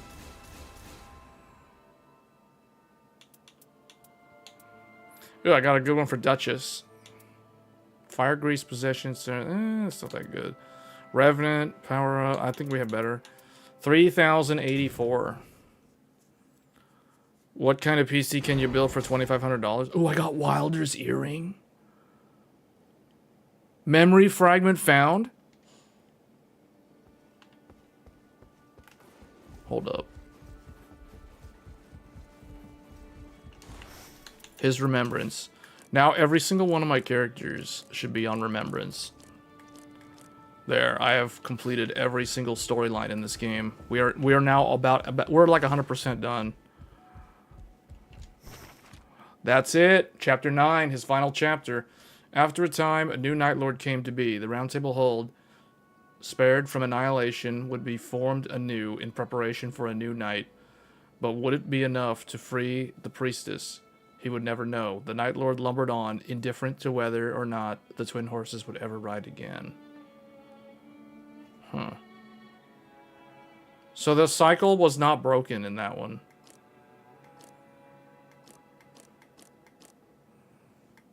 And that's it.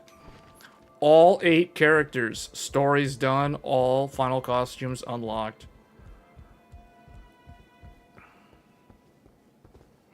I wish there was a way to change this place back to normal. I don't like how it's all dark and foggy. I am always ready to... So you can build a powerful computer for $2,500. I mean, we can do that right now. Let me see. Let me see. If you live near a Micro Center, today was the Micro Center special deal. Or Micro Center was... Today was the tech day at the Micro Center. Let's see. How do we do start your bill? Let's see.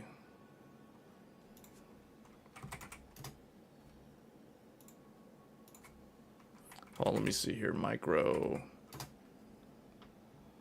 Well, actually, no. Micro Center, because you may not live near a Micro Center, so let's do PC Part Picker. Oh, at 1080p, that should be pretty easy.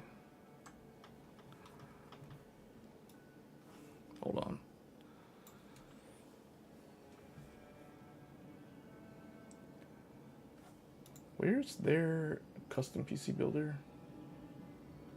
Okay. Actually, hold up. Let me see if there's a way to do.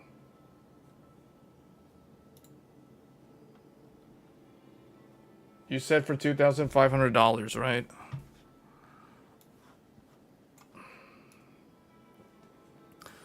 Oh, hold on.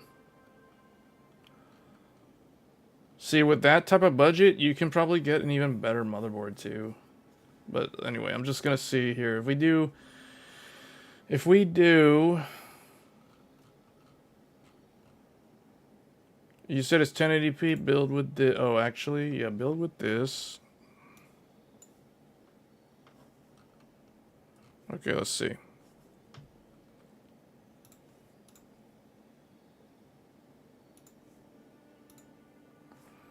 Okay, let's see here. So they're saying the bundle with a Strix X870E. So the X870 Asus X870 E-E. That's the E-E one. Yeah, E-E.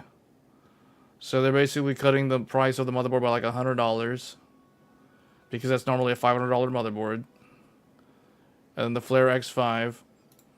And then for the video card, for 1080p, you know, honestly, like, hold on. There was a really good deal that I saw.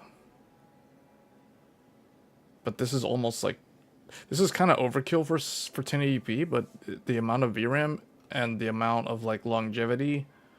Although, hold on, let me see, we can do, where's the 5070? Although that's kind of overpriced, though.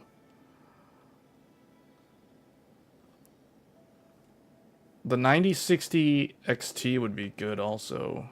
I don't see it here, though. Why are they all these, like, low-end stuff right here? The best one, actually, would be $699. This one right here. But, hold on. Let's just... I can't find the ones that I want, so let's just do this. 9800 X3D. Thermalright Peerless Assassin. The motherboard was the one that I was looking at earlier. So let's see. X870. E. Oh, wait. There we go. Okay. So the motherboard would either be... The Aorus Elite, I believe, has the postcode debug. I'm not 100% sure, though. I think it does. I think Gigabyte put it on most of them. The NZXT N9 X870E is made by ASRock, for those that don't know. So the NZXT boards are basically ASRock motherboards, if you didn't know that. But they are, what's funny is the NZXT boards are basically the most expensive ASRock motherboards, because ASRock doesn't go, actually no, that's not true. The Tai Chi is similar in price to this thing. This thing is basically a Tai Chi with the NZXT branding. And the BIOS is a little bit stripped down. Well, it's not really different from ASRock, but it is very, very similar to ASRock. So if you're familiar with ASRock motherboards and you get the NZXT, you'll be right at home if you go into the BIOS of the NZXT motherboard. Anyway, the Gigabyte Aorus Elite would be good. Let's just go with that for right now. We could always change it. The memory, you're going to want 48 gigabytes or more is what I would recommend. If you want fast memory, I would say 48 gigabytes, DDR5 8000. What did it do here? Oh, 2x24. Yeah, this one. No, that's 80. That's not going to work. Where's the Neos?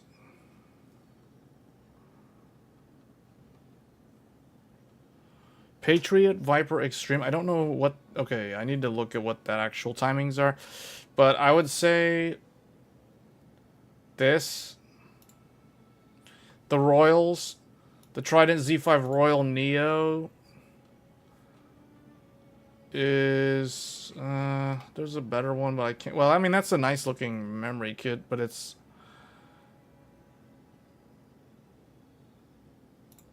is this the one? Yeah, this is the one. Okay, it was this one. Wow, 200. All right, what is the budget right now? We're at $1,000. We're at $1,000. Storage. 4 terabyte.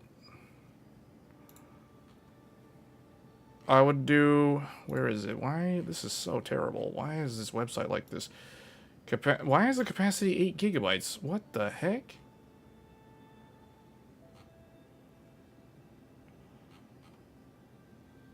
What is this? PCIe? Oh, M.2, PCIe, Gen 5 X2, Samsung 990 EVO 4 terabyte, 200. There it is. Okay, and then video card for a 1080p, longevity-wise, 9060 XT. And it would be whatever the lowest price is, so whatever the lowest one is. Actually, that's Sapphire Pulse is good. If you so if you want a cool looking graphics card, probably not this one. So let's do like a cool looking GPU. Still, it would be 9070 XT or 9060 XT for 1080p. 9070 XT would be for like 1440p. Swift OC, does this have lights? That's expensive. That's very expensive.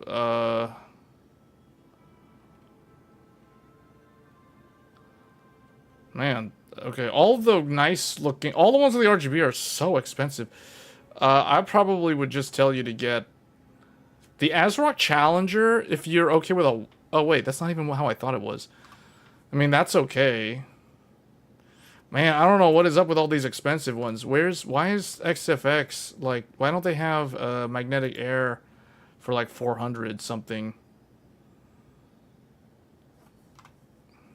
Just put this one. That one actually has the XFX light. The case. The where is it? Antec.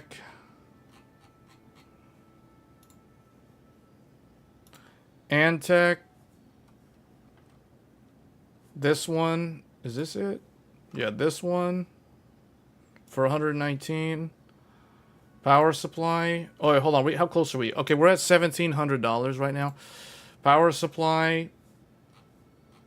1,200 watt. Although, you could go with 1,000 watt. Why do they not have capacity? What is this nonsense? Like, why do they not just give me wattage numbers on the left here? I don't care about this 80 plus stuff. They're all the good ones are 80 plus anyway. It doesn't matter. This is terrible. Why is the website like this? It's so dumb. Where's the wattage? Guys, come on, PC part. 1,000 watt.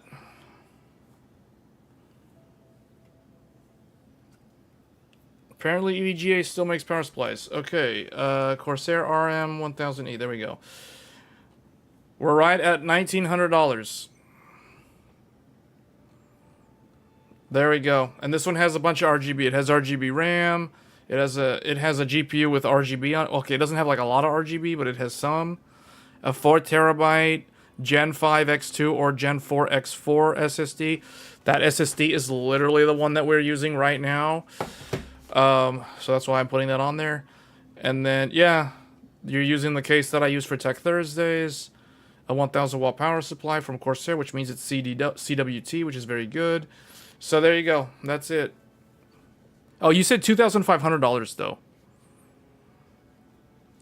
What if he wants to change his GPU in the future? I don't consider that overkill. I consider that kind of minimum spec.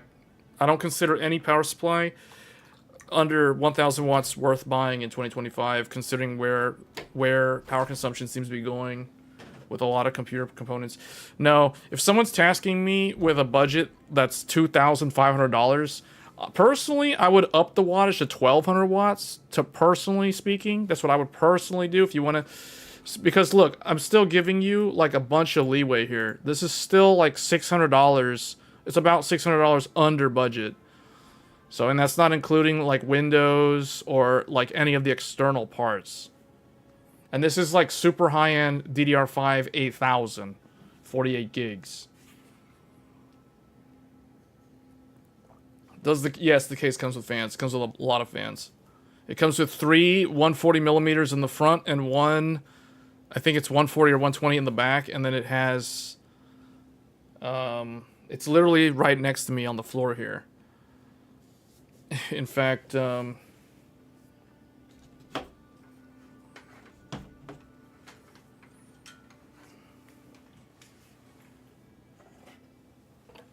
of show it. Hold on. Is this set up? Oh yeah, it is.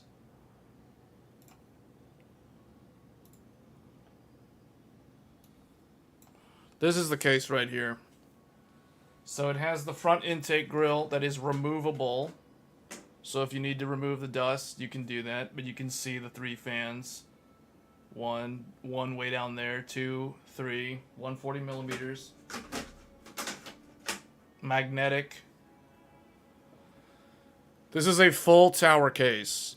A full tower case from Antec. Although it is a very, I would say it's a compact full tower because it's 8 slots, so it's a full tower. That's how they're able to get away with that designation, even though I consider this the bare minimum for a full tower. But the price on it is very good at like $120 or so.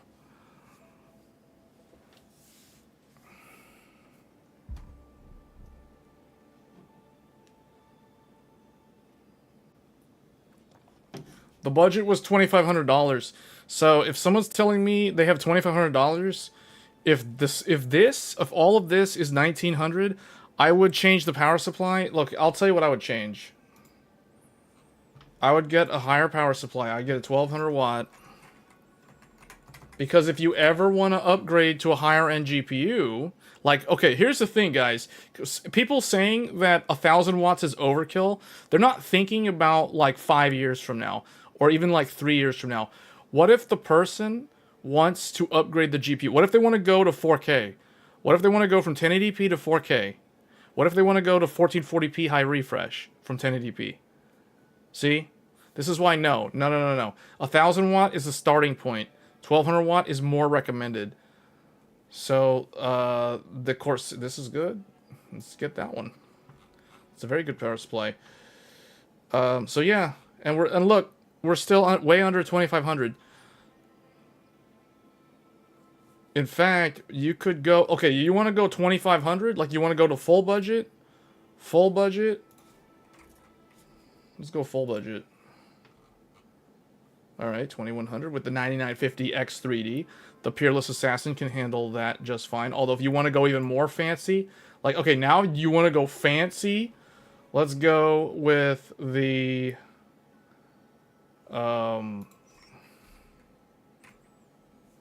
this. You could even, hold on, what is that? So we're at 2200. Dude, we could go like way higher up. We could go 97. Now we can build, so basically a $2,500 can build a 1440p gaming computer. If these prices weren't as insane as they are on GPUs, though. That's crazy. All these are like super overpriced. Man, if you live near a micro center though, man, you can get a 9070 XT for like $600 something. This one's out of stock. Is this the one with the magnetic air? No, it's not.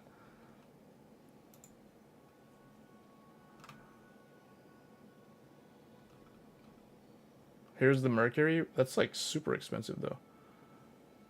Mercury OC magnetic air for 800. Okay, yeah, that's like the flagship one. That's $800.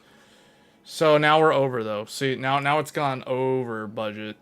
So I guess no, you wouldn't get this one. You'd get like You could still get one if it wasn't super expensive, though. But you see what I'm saying? Like, there's enough to get... Yeah, if you can go to Micro Center, you can save even more money. So yeah, like, okay, let's just do this one. Just add it because is it gonna include it? Yeah, see, so it's right around there. You'd have to choose like a different cooler or something.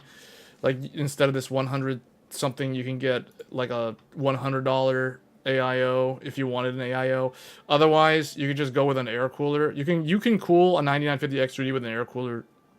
As long as it's a dual stack. Like the Thermalright Peerless Assassin can probably do it for like $34. But if you wanted RGB, you could go with this one. And that's right around $2,500. So yeah, it is possible, guys, to build a 9950X3D with a 9070 XT and a 4GB Samsung 990 EVO and a 1200 watt power supply and a full tower case. Like, this is a live streamer case. This is literally a live streamer case. Like, live streamers aren't going to use these rinky-dink small form factor things. No, because they're going to install capture cards. They're going to install, like, other things. Going to run, like, a whole bunch of storage for video edits and all that kind of stuff. So, yeah, this is the real deal. Practicality. None of that stupid, like, terrible airflow with the lights and everything. No, this is the real deal. So, this is right around $2,500. There you go. Wow, this is a good exercise for me because sometimes, you know, I don't always look at, because I'm not always doing computer builds. So I go out of the loop after I'm done upgrading my own computer. So I forget, like, okay, what can $2,000 get you? What can $1,500 get you? So technically, like, up to $2,000 can get you a top tier 1080p high refresh gaming PC. Up to $2,500, so just $500 more can step up to a full 1440p gaming PC. And this is a high-end 1440p gaming PC. Like, even the CPU, this is like the baller top tier flagship Ryzen 9 9950X3D 16 core 32 thread super fast shader compile times. That's what I'm talking about. That kind of thing. None of this waiting around for shader compiles, if you know what I'm saying. So yeah, this is the way to go if you can budget for $2,500.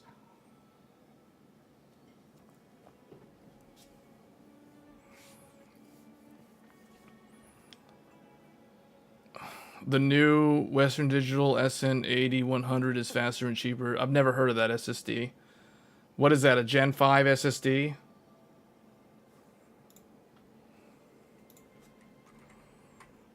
SN80-100. You said this is more expensive. Are you serious? This thing is $400. It's way more expensive. This thing is $400. I don't care if it's faster. This better be a Gen 5. Okay, it's a Gen 5, that's why. I was about to say, man, this is like trash if it's that expensive. Nah, dude, this all the way. EVO Plus this is a 4 terabyte, first of all, Gen 5 X2 for $235. So, in real world, you'll never notice the difference. So that's why we go with this one. So yeah, that fulfills the requirements. I choose the 4 terabyte because that's the only one that matters. If I'm telling, look, if someone's asking me advice, I'm going to give them the optimal choice. In 2025, 4 terabyte is where it's at. Here, I'll let you guys in a little secret. This is a secret buying tip for those of you that are looking at buying SSDs. You want to get in general, you want to stay as close to 50 cents per gigabyte as possible. The closer you are to 50 cents a gig, the better the value. A few years ago, during the Black Friday deals, we were sub 50 cents per gig. I bought 2 Crucial P3 Plus 4 terabyte SSDs back in like November of, it was back when I was building the Threadripper build in 2023, like 2 years ago. I got 2 4 terabytes. That's 8 terabytes across 2 SSDs, Gen 4 Crucial P3 Plus. You know how much I spent on each of those drives? $160 per 4 terabyte drive. So that's what? $320 for 8 terabytes of storage. That is a sick deal, because that is way under 50 cents per gig. If you're paying like $1 a gig, that better be the absolute fastest SSD on the planet. Otherwise, that is not worth it. If you're talking about value for money, you always favor capacity over speed. If we're talking M.2, it's always about capacity over speed, because the reality is that you're never going to notice the difference in daily usage between a Gen 4 and a Gen 5 SSD. Unless you're someone who's doing tons of sequential file transfers. Like, you'll never notice the difference. So you always try to go 50 cents a gig or better. And in this day and age, we can't get 50 cents a gig on Gen 5 SSDs because Gen 5 SSDs are not mainstream yet.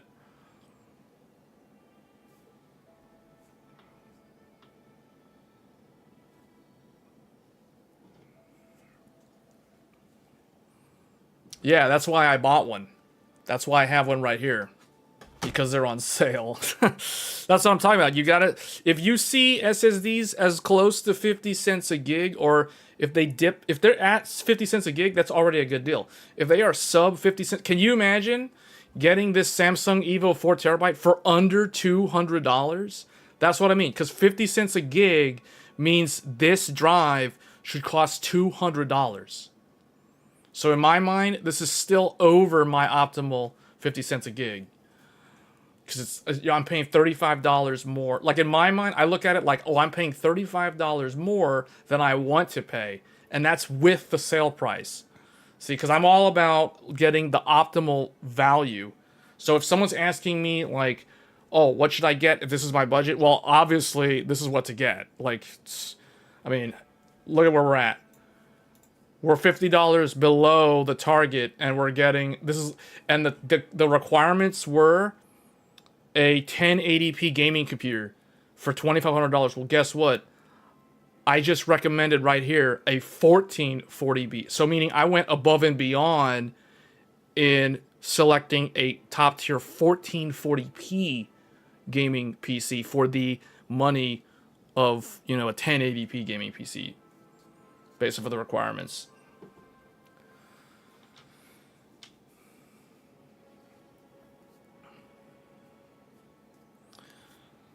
So that's the rule of thumb in my mind. 50 cents a gig is the optimal. So that's what I'm always looking for. Like, if I don't care about the speed, it's always 50 cents a gig. As close to 50 cents a gig as possible. Now, the Samsung EVO Plus is a very unique SSD. It's kind of a one-of-a-kind right now. I don't think there's any other SSD on the market that can do what this SSD can do. I'm currently working on a video about this SSD. So, and it'll explain why this SSD is unique. Your CPU is 16 core. Yeah, and that does technically fly in the face of what I normally recommend for RAM. But remember, the original requirement was a 1080p gaming PC. So at first, we were looking at a 9800X3D. But since we had so much money left over, I thought, okay, well, why don't we change some things here?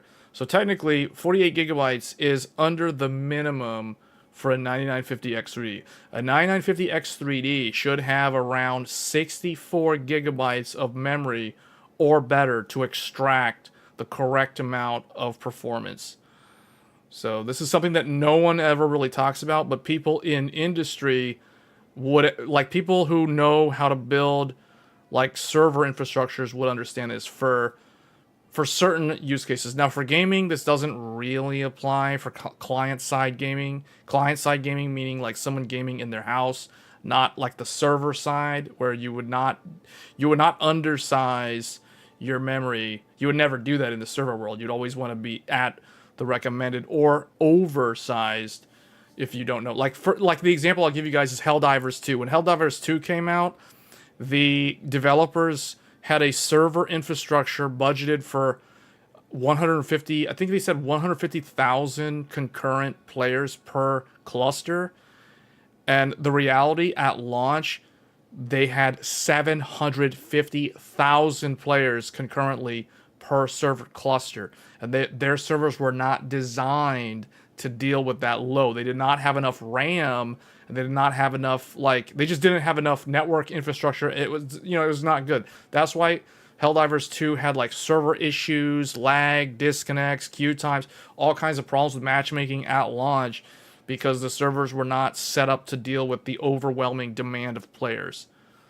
So, no, you always want to size your hardware correct. And the rule of thumb is for every physical core on your CPU, you want 4 gigabytes of system memory. So if I have an 8-core CPU, aka a 9800X3D, you do the math, 8 times 4, 32 gigabytes of RAM. That will give you the optimal performance.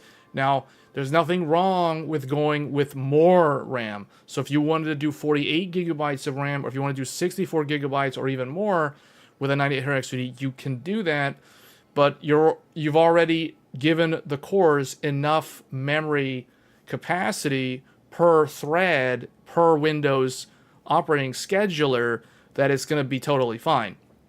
9950X3D is a 16 physical core CPU, so you're going to want, do the math. 16 times 4, 64 gigabytes of RAM. So the 9950X3D should be paired up with 64 gigs of RAM or more. So I personally run 96 gigabytes of memory with my 9950X3D. So mine's over provisioned, but that's because I want it to look like a baller PC and have 4 sticks of memory. I mean, I can show you guys. I guess I didn't really think about that, but since we have time here, since we finished Elden Ring, we're 100% done with Elden Ring now. I can open the side panel.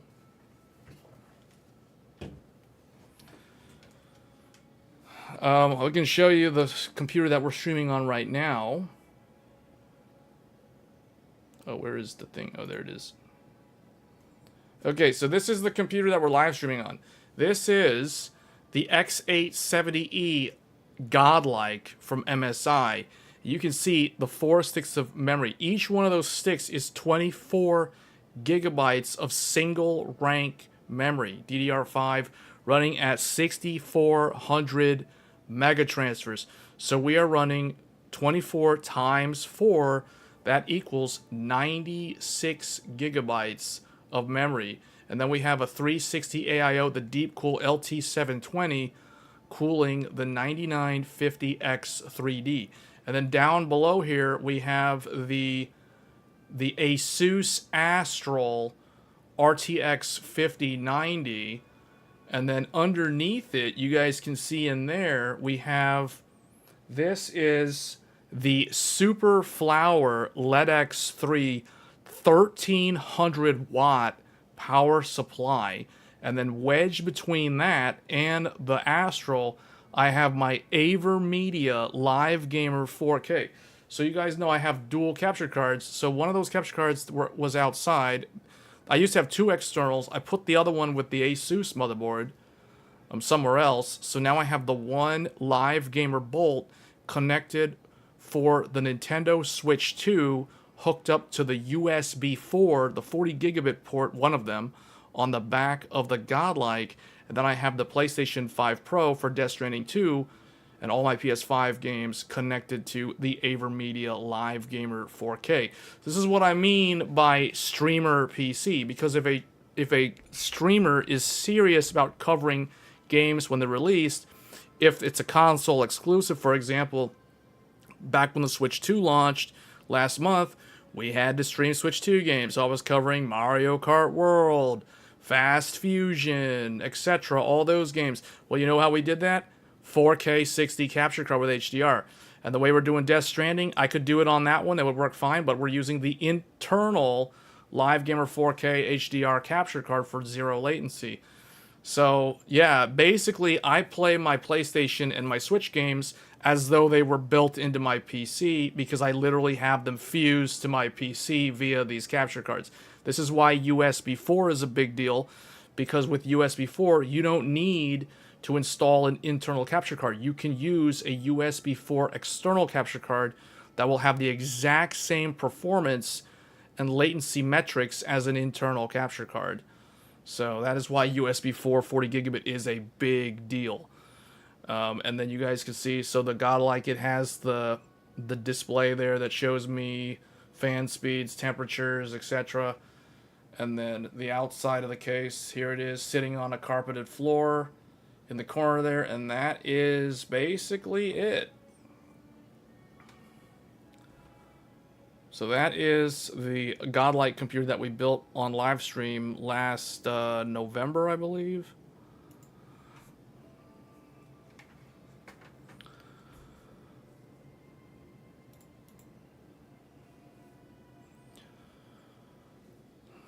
Will I need to get a new motherboard for this? I don't know. I don't think anyone really knows the answer to that.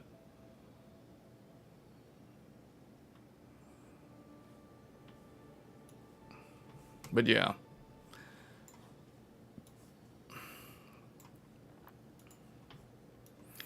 So you could either do something like this for the sort of budget that you allocated, or you could save money.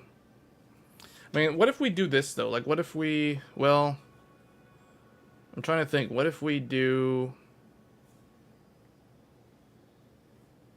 remove this, remove that.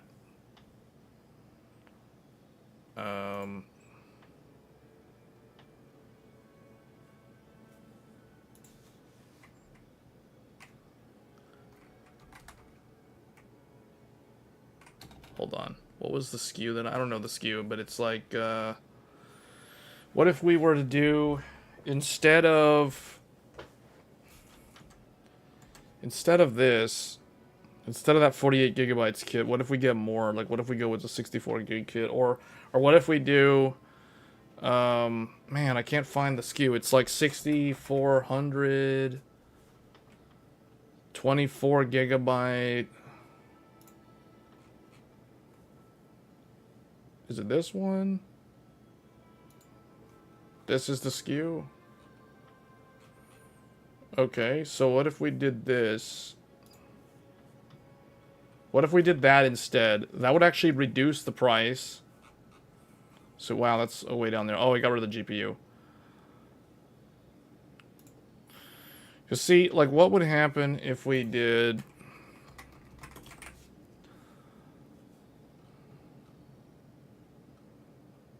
There are so many different XFX models. Why is the one that I have $1,000? This is the one that I have. I have the XFX Quicksilver Magnetic Air. I got this at launch back in March for, I think I paid at Micro Center, I got it for like $709, I think. Why is it $1,000?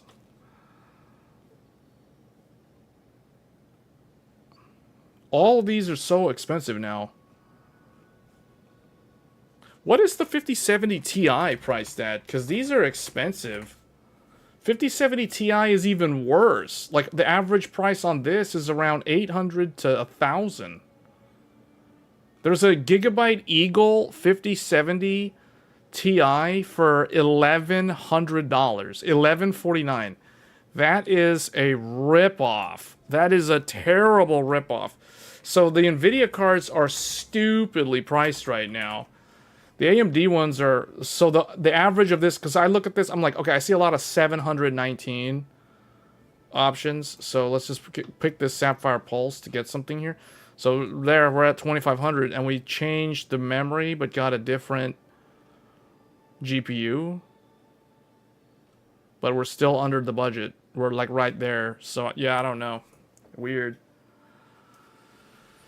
Yeah, none of the NVIDIA cards are good value right now. Because I'm like the one that you would compare the 9070 XT to is the 5070 Ti. The two cards are basically identical, and the difference is one of them is cheaper than the other. So there's no reason to buy the more expensive card if you're trying to budget for a certain number, because you can get like you could basically put more money to other components, is what I'm saying. You could get the 7900 XT. That card is a little bit weaker than the 9070 XT though. The reason why, so it depends. Like, do you care about the VRAM? If you care about VRAM, the 7900 XT is the best value because of VRAM. Like, you could literally get 600. That's a super good deal. Wow, $646 for a 20 gigabyte graphics card. 20 gigabyte graphics card. That's a lot. But it's a little bit slower. It's slower than the 9070 XT. So keep that in mind. The main thing, the reason why I don't like to recommend last gen hardware, no matter what it is, unless it's a really, really good deal, like in this case, this is a really good deal, because you're not getting the newer features. Especially like when you look at NVIDIA, they leave the 40 series out in the cold with their multi-frame gen thing. They make that exclusive to 50 series, so people feel like they need to upgrade. AMD today, similar deal with FSR4.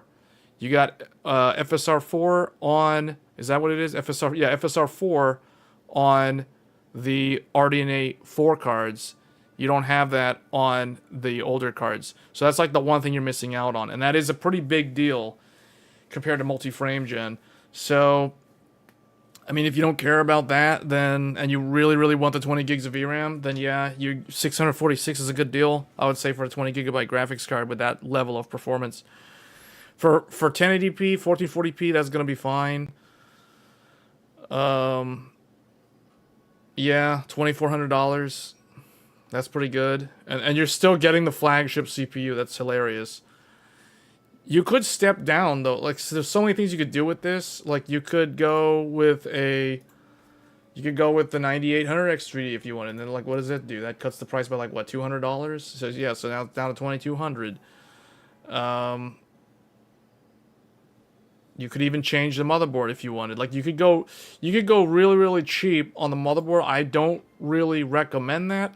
The reason why I chose this motherboard is because I know this motherboard has a postcode debug, and it's under $300. That's the main reason why I chose it. And it has good layout for PCI Express. It's got the two. I like how Gigabyte places their second and third PCIe slots. I like how they give you full physical X16 slots, even though they're not actually electrically 16 lanes. The point is, I'm telling him that he can go with a 1440p computer. For the amount of money that he is budgeting for, he doesn't have to settle for 1080p. He can go to 1440p. That's what I'm saying. So what I have spec'd here, I have spec'd out a 1440p computer, not a 1080p computer. I don't think you were watching when we did the 1080p build. The 1080p build was like under $2,000.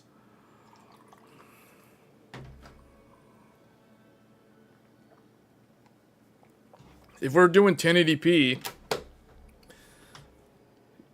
I mean, that's still a good deal. Like, even if you're just gonna do 1080p starting, but like 9060 XT. See, it's under 2,000. It's under 2,000 for the 1080p GPU. But if I mod my games, that doesn't make any difference. It works. It'll work on this. Oh, like, if you're doing like Skyrim mods with lots of VRAM, then, I mean, yeah, VRAM's gonna matter in that scenario. But in that scenario, 16 gigs on a DX9 game is still good enough. Or is Skyrim DX11? I think it's either DX9 or DX11. I can't remember, but anyway.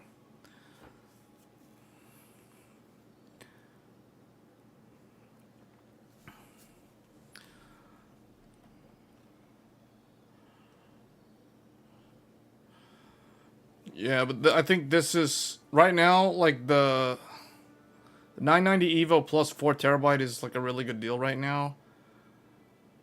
The memory, you could do whatever you want. You could cut the memory. You could like go with lower end memory or go with memory that has no RGB.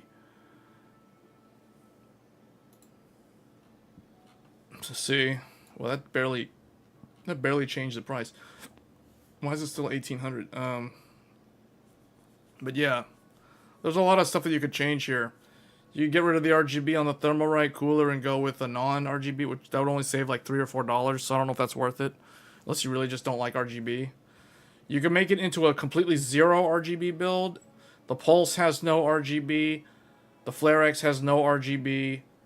You'd have to swap this Thermalright for a slightly cheaper one. You have to go with the Peerless Assassin. I mean, it's still gonna be, you know, 18. Yeah, I would say like most people that I have helped build computers throughout the last year, we basically did a bunch of Micro Center bundles. We did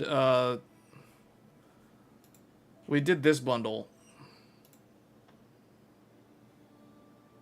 because they're doing their special deal right now. See, Micro Center has a 9800X3D for $400, so they have some pretty good bundles right now. You could do, yeah, see, 9800X3D $600 for the whole thing, like the 3-in-1 for 600. So if we fix that to 600, then remove all of this, remove this, remove this, remove that. So it would basically be this plus $600 if you were to do this at a Micro Center. I'm pretty sure Micro Center pricing on these things are very similar. I know Micro Center's price of the SSD is exactly the same as Newegg and Amazon because this is exactly what I paid at Micro Center. Plus 5% off because of the discount. So I actually paid less than this for this drive. Yeah. So basically 900 something plus $600. So basically you're at like $1,600. You're at the price of a 4090 Founders Edition from Best Buy for the entire 1440p computer. Or actually no, 1080p computer because it's a 9060 XT. Yeah. That's the all black sleeper build.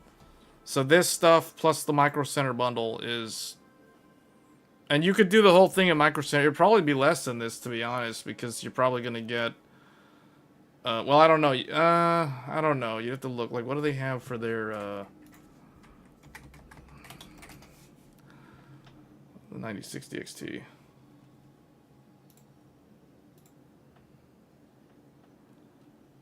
Wait, are you serious? They have one for... What? Whoa. Whoa. Huh? The 9060 XT is $280 at Micro Center right now. What is this one? This one's $360. $360 versus $280. This is $80 less. $80 less for the full stealth build, no RGB.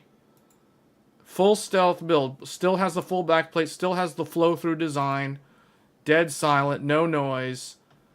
$280 for 1080p. Yeah, that actually sounds about right though when you think about it. For 2025, someone wants to build a 1080p gaming computer. To me, this is a normal price. The sale price at Micro Center is a normal price for a 1080p GPU.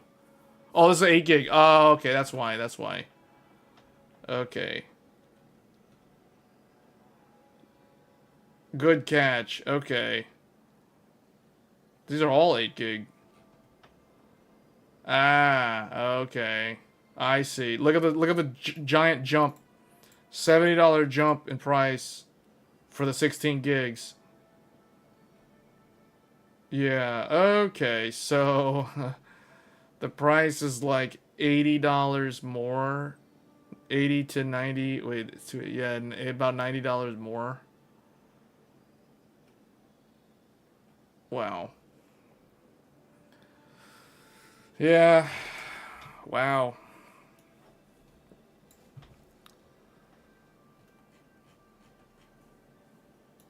Yeah, I would not recommend any 8 gig card in 2025, even for 1080p.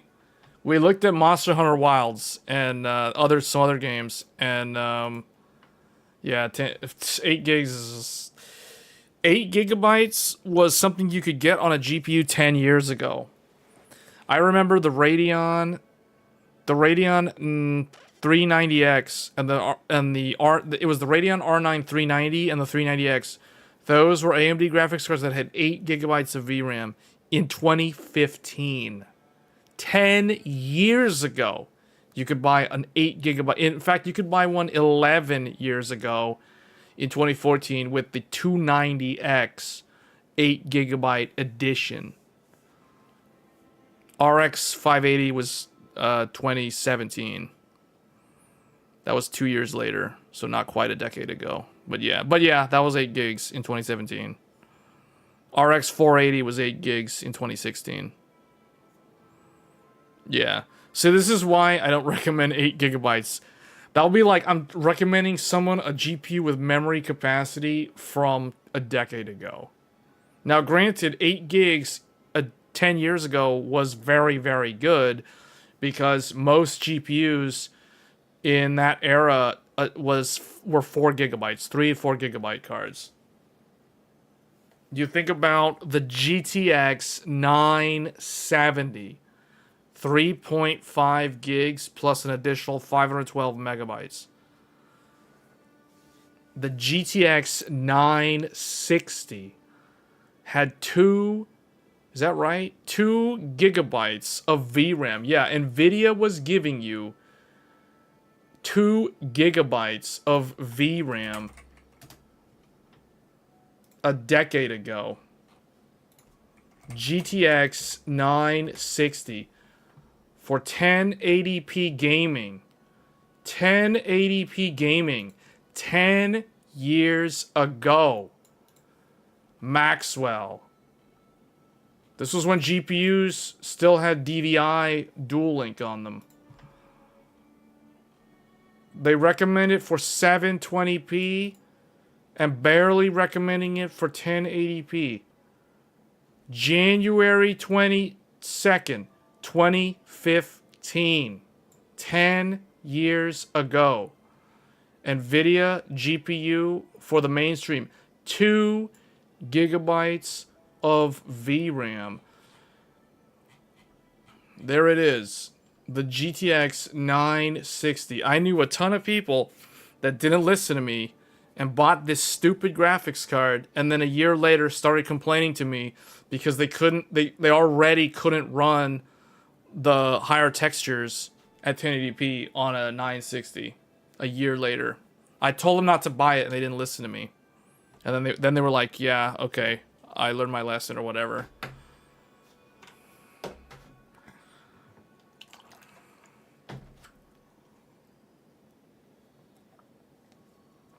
That was a decade ago. So this was the real one, though.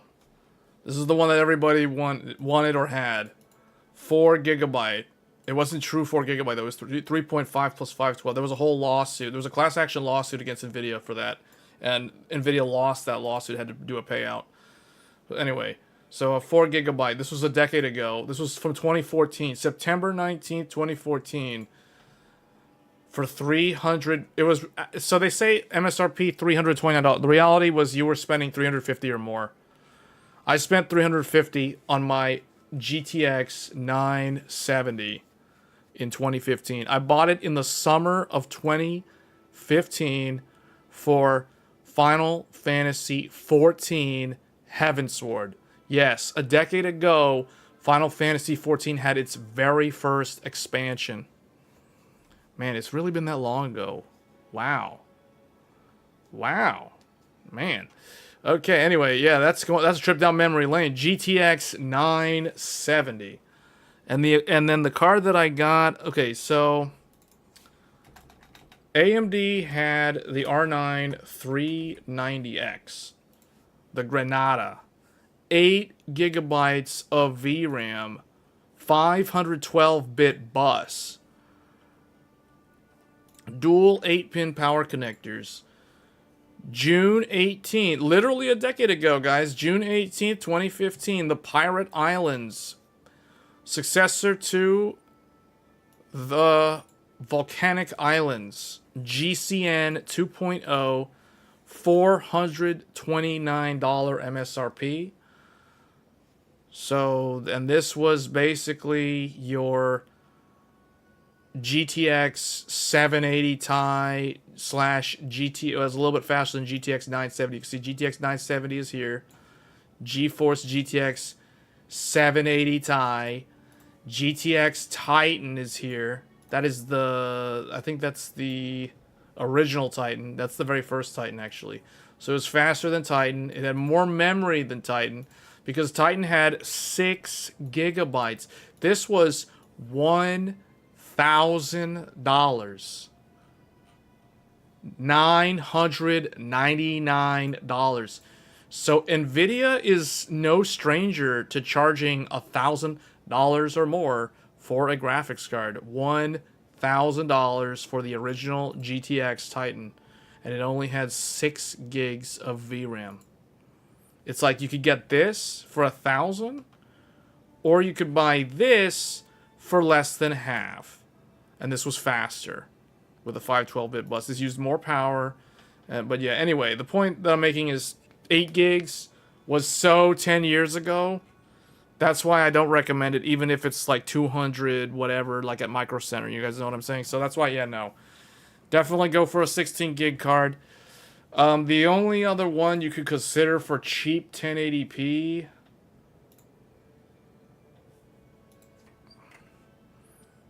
$7,800 XT is still good for 1080p gaming. Although I just feel like you can get a better deal.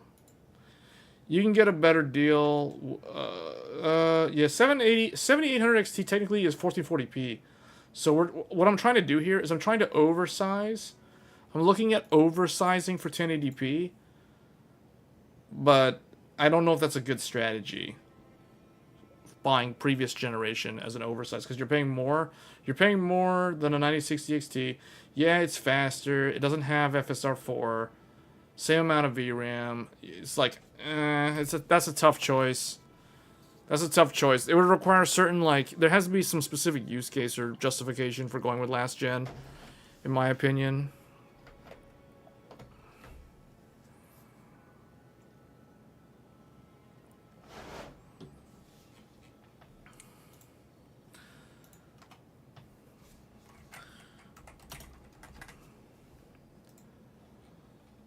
I remember when I got this card in 2016 from Micro Center on launch day. 8 gigs of VRAM, 256-bit bus, single 6-pin power connector. One 6-pin power connector. 8 gigs of VRAM. This was the king of 1080p gaming when it came out for like a month or two, and then Nvidia struck back with the GTX 1060. But the 1060 only had 6 gigs of VRAM, and it cost more money than this. This was $240. $239. I remember that was the price at Micro Center. And the GTX 1060 started at $300, but that was for the Founders Edition that no one could ever buy. So the reality was you had to spend close to like $350 for a GTX 1060 6 gig, or you could buy one of these. You could be smart, buy this, which performs the same and had more VRAM. And this actually aged better than the 1060 because it was a 256-bit bus. The 1060 was a 192-bit bus with less memory. I'm telling you, that's the thing. This is the thing that I remember from so long back, like all those years ago. AMD was always the better choice if you were like looking for value. It's kind of weird. This discussion about budgeting for a PC turned into a conversation about extracting the most amount of value out of your hardware. So, and when you're considering a specific budget, you're considering a specific monitor resolution, you want to look at the value. How much value per dollar are you getting? And even going as far back as a decade ago, AMD Radeon was offering so much better value than the competition. Because when I think back, like, I could have bought a 1060. I could have waited like 2 months or whatever for a 1060. But I was like, nah, I'm just going to get this. Because it's like, what? When I heard that the 1060 was starting price was 300, I immediately knew, like, okay, that means like the AIBs are like 350 or more. So it's already going to be like $100 more than this. And it has less memory, smaller bus, you know, like just less everything. I was like, yeah, no, that's just doesn't seem like it's a good value for 1080p. So I got this, and I was super impressed with the RX 480 when I got it. I was thinking about doing like a retro build.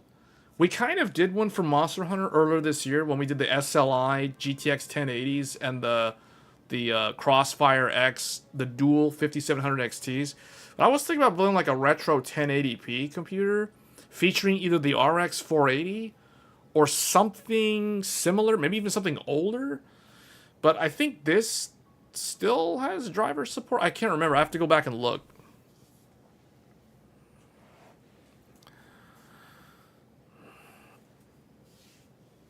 And you thought you spent a lot on 1080 Ti?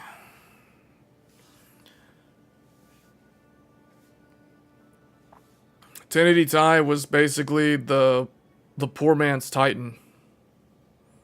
It's always been that way. The 80 Ti card from NVIDIA was always the poor man Titan. It was like the budgeted Titan. It was basically the Titan with like neutered VRAM. That's all it was. Like if you wanted the full fat, like, so I'll show you. It's like, it's all here. Like the GTX Titan X. Now the problem is there's multiple different ones though. Oh, Titan XP. Titan, why is it not showing up?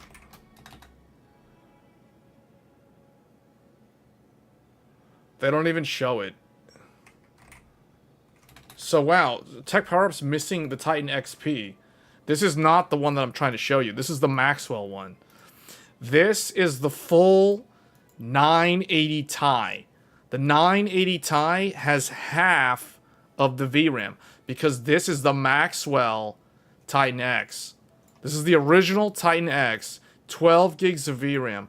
The 980 Ti was the poor man's version of this card. Basically, all NVIDIA did was cut the VRAM in half. 6 gigs of VRAM on a 980 Ti. But the price of this, $1,000. $1,000. But Titan... What was Titan Black? Titan Black was the stupid one, wasn't it? Oh, this was... What was this? This was like the retarded one. Yeah, I don't understand what that was. That was some dumb money... that was a money grab bag from NVIDIA. Yeah, they did some shady stuff with the Titan back then. Like, first they launched the original Titan for $1,000. Then they announced the Titan Black, which was basically the exact same graphics card for the same amount of money, but they called it the Titan Black to see if more people would get it because it sounded like it was the villain or the cooler, the mysterious one. You know, it's like the Black Edition. It's all like stealth and stuff, but like you look at it and it's like, what? It's just the same exact graphics card. All they did was black out the aluminum heatsink. So it's like, what was the point of buying this? You know what I mean? Like, what is this? And then they put Titan X. Titan X was $1,000, and it was basically 980 Ti as it was meant to be in its true form. And here's what's dumb. Here's what's stupid. Yeah, now I remember what I wanted to say. They came out with Titan Black. And then, like, less than a year later, or like a year later, they launched this thing. And this thing is actually, like, the whole thing is black. But they call it Titan X. So people were getting confused. There was, like, Titan Black. But the card wasn't even black. It was just like they blacked out the aluminum shroud or the aluminum heatsink, but the whole thing's still silver. But then they came out with Titan X, and Titan X was actually like fully blacked out. So people were like, well, how come that one is not Titan Black and the other one is Titan Black, but it's not actually black? It was retarded. It was so dumb. I was like, man, Nvidia is so stupid sometimes. Like with the dumb marketing, like this is so retarded. Like what is this? This is the Titan Black, but they call it Titan X because they already put out something that they call Titan Black. Such stupid naming. You know what I'm saying? Like this is so dumb. This is the Titan Black, and this is not the Titan Black. This is Titan Black. This is Titan X. So retarded. I'm serious. Like, this is so dumb. And then they came out with... Oh, here's where it gets even more stupid. They came out with Titan X. They came out with Titan X. And then they came out with Titan Z. They're like Dragon Ball Z, man. You guys like Dragon Ball Z? It's like the guy from Blizzard Entertainment was like, don't you guys have phones? It's like, don't you guys watch DBZ? Check it out. Z Edition. Titan Z. Look at that. He's got the big fan. Titan Z. All those DBZ fans. Oh, look. Guess what? 6 gigs times 2. 12 gigs of memory. But you know what the price of this thing was? Guess what? $3,000. Titan Z was $3,000. You don't believe me? Let's find out if I'm right. Oh, look. $2,999 USD. In May of 2014. $3,000 for the Dragon Ball Z edition, Titan Z. This is what I mean by stupidity. Like, the Titan X doesn't even have X anywhere on the branding, and it's all blacked out. They launched this right after Titan Black, and then they launch Titan Z. This is the triple finger, dual 8-pin, massive, massive card, the chonky, the big one, and it was $3,000. So all these people complaining about RTX 5090 is so expensive. Dude, do the math. Inflation. $3,000 in 2014. 11 years ago, they were charging $3,000 for the Titan Z. $3,000 in 2024. So in Nvidia's mind, they are being overly kind to the gamers. They could be charging $6,000 for the 5090. $6,000. Or like at least 5,000. At least 4,500 for the 5090. Someone's gonna tell them, don't give them any ideas. Well, I'm sorry, but I mean, I'm telling it like it is. Like Verso said in Expedition 33. See things as they are, not as you wish them to be. See? Expedition 33. Words of wisdom from a video game that might be Game of the Year. Who knows? You heard it here first. Okay, anyway, so I don't know how we got off of this tangent about like how dumb the Titan was back in the day and why most people completely ignored its existence. But you guys can see now why most people ignored it. For some reason in the modern era, no one ignores Nvidia's highest end card anymore and everyone just wants to buy one. Apparently, like, no one wanted to spend $3,000 on a Titan Z back in 2014 or 2015, and it's like now everybody wishes they could buy an RTX 5090 for $3,000. Okay, I don't know. We had a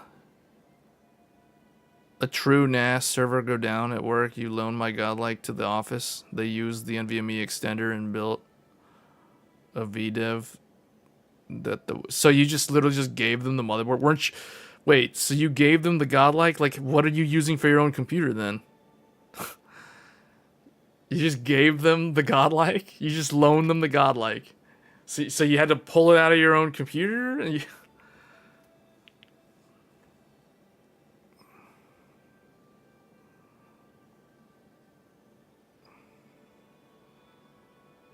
Oh, which Asus? Oh, do you have the older X670E? Are you... Wait, what's your other motherboard? I didn't know you had the Asus. Which hero? Is it X670E or is it X870E? Or is it something random? Z890. Oh, X870E, okay. Wait, what? You have the exact same... Hold on a second. You have the exact same motherboards that I have? I literally have the Godlike sitting on the floor to the right of me, and I have the Hero sitting to the left of me. So the computer that we were recommending earlier, in this case, sits the X870E Hero to the left of me.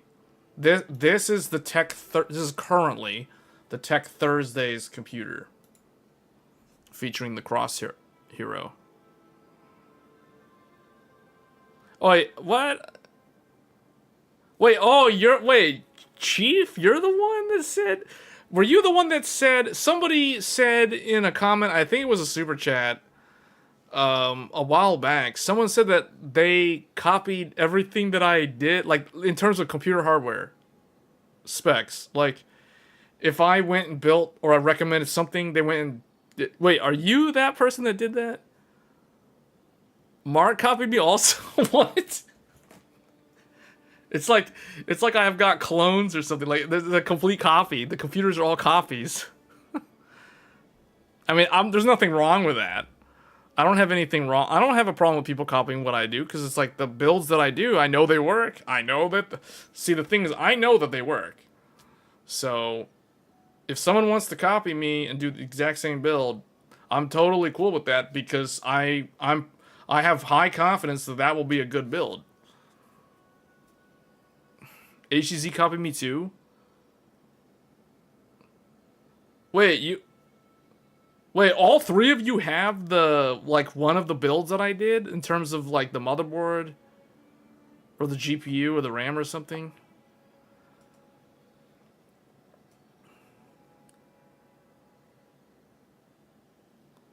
Well, I know HDZ has the Hero. HDZ has the X670E Hero, the original one from the Zen 4 launch. That was a motherboard that I always wanted and then never managed to get because it was never in stock at Micro Center.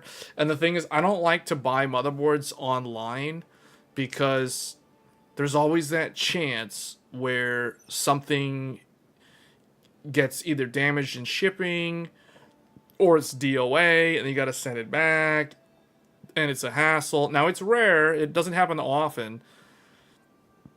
In all the years that I've been building computers, the only things that I've ever had to return because they were defective out of the box were either system RAM, or in one case I had an Asus graphics card that was defective out of the box.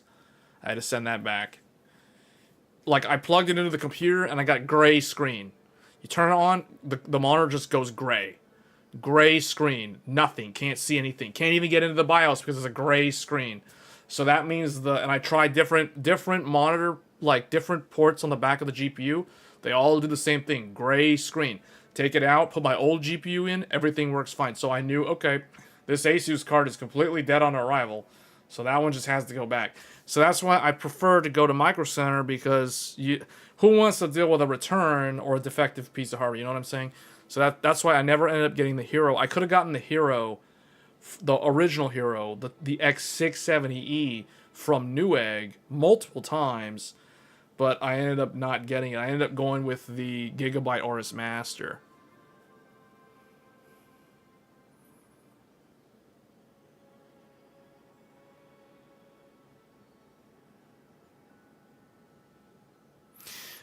Man, you better hope that thing is 100% stable. You better hope that's 100% stable. I hope that you stress tested that thing for like a week. Because I don't know how I would feel if I donated a Godlike to work with the overclock and then it's something like it, you know. Especially if the RAM... Now, I know the 8000, that's going to be fine. The Godlike can run DDR5 8000, no problem, because of the 10-layer PCB. So that's not a problem. But the 5.9 curve optimizer, curve shaper, whatever, That is a very, very high overclock. 5.9 is that is, although I don't know, NAS. See, the problem is overclocks tend to show their instability in very transient scenarios, like where the voltage swings very quickly in only milliseconds, and that can, if it's unstable, it'll show up at the most random point. You have the 1000 watt Seasonic. Oh well, I use a lot of 1000 watts in a lot of older builds. Yeah, Seasonic, the new Seasonics are really good. My problem with Seasonic was years ago, and this is going back about 7 years ago, their higher end power supplies were way too strict on their transient regulation. So if you had a GPU like a 3090 Ti, or in my case, it was an old Vega 64, the Vega 64 was very similar to the 3090 Ti with the transient loads, and you could trip overcurrent protection on a Seasonic very easily, and the Seasonic would literally shut off the entire computer. So that's why I avoided Seasonic for that reason for many years. Because Channelwell Technology and Superflower did not have that problem. Because yeah, I was just like you. Back in the day, like I was all Seasonic until I got a Vega 64 and it kept shutting my computer off because of overcurrent protection. So then I basically RMA'd the power supply. Seasonic sent me another one, same exact problem. So then I realized, okay, this is actually a problem with Seasonic's design. Like, they're too strict. The Vega 64 is not going to burn down the house, so I need to swap vendors. So I went to Corsair. I got an HX 1200, which was made by Channelwell Technology, and that completely resolved the problem because that was more lenient on the voltage spikes. The transient spikes. But no, see, any power supply that's ATX 3.0 or 3.1 or PCIe Gen 5 compatible, all the modern power supplies are that they don't have that problem because they're designed to deal with those sort of transient excursions that a graphics card like a 3090 Ti, a Vega 64, basically the cards that use the new NVIDIA connector, because of that new NVIDIA connector on the single rail, they have to be able to allow the transient load, and that's why the newer power supplies don't have that problem. But the older ones were notorious for doing that. And it's not that the power supply is defective. It was overly strict. It was overly protective of the system when it didn't need to be. To the point where it was actually a hindrance or a problem.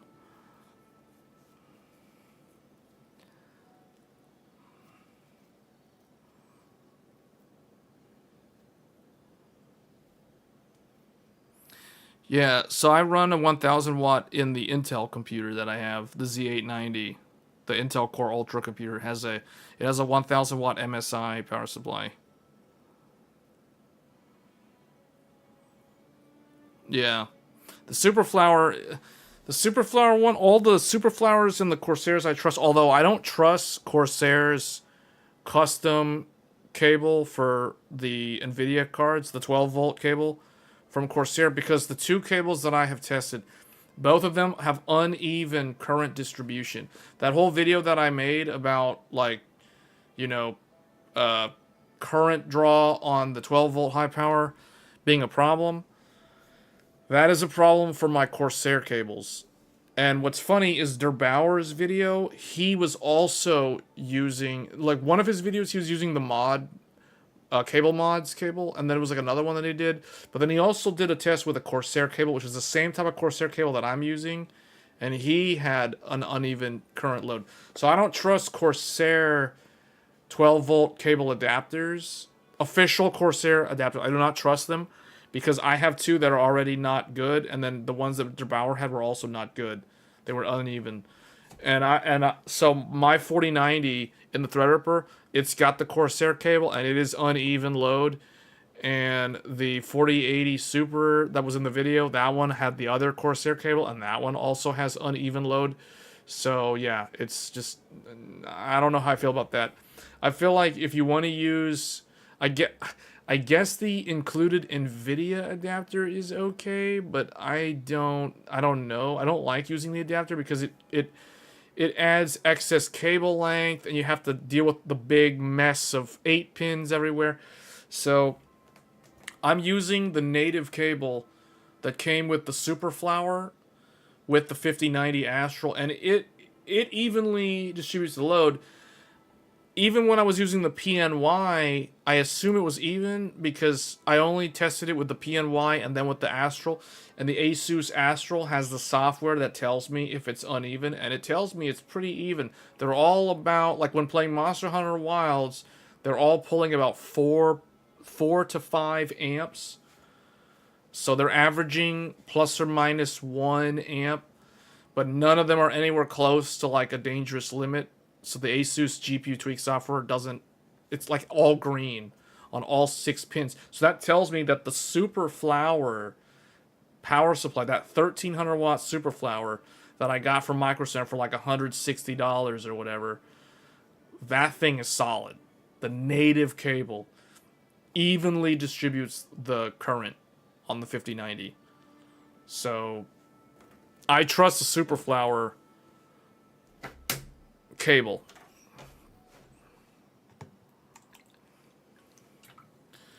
The Corsair power supplies that I'm using are not new power supplies, though. They're very old, and they don't come with 12 volt native cables. I have to use Corsair's adapter cable for them to work.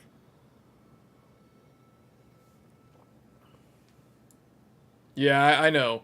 Superflower makes EVGA, and CWT makes Corsair. I don't know who they use for the lower end stuff. It's someone else.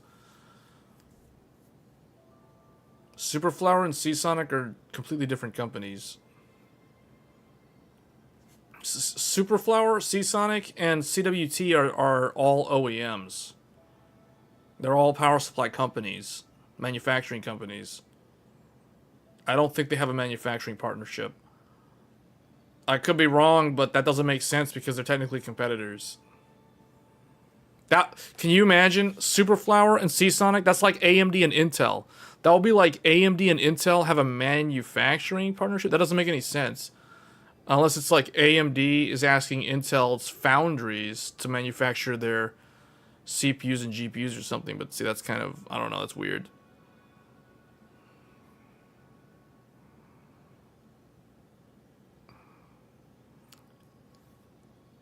If AI told you that, then I don't think I believe that.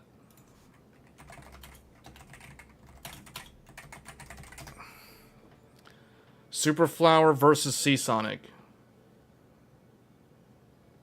AI says that both Superflower and Seasonic are highly reputable brands. They're completely separate companies. Superflower is the only company now? Superflower bought Seasonic? Last I checked, Seasonic was a actual... Is Seasonic a power supply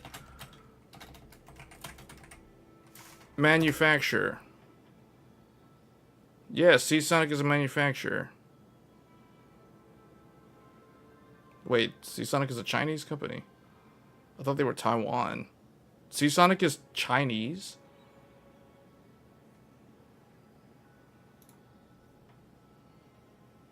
Oh no, Taiwan. Yeah, that's what I thought. Seasonic is a Taiwanese power supply. I mean, all of them are.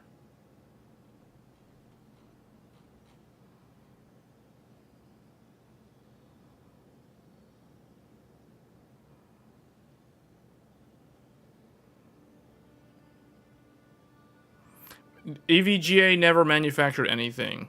Well, hold on, I shouldn't say that. EVGA is not a... EVGA was never a manufacturer for power supplies.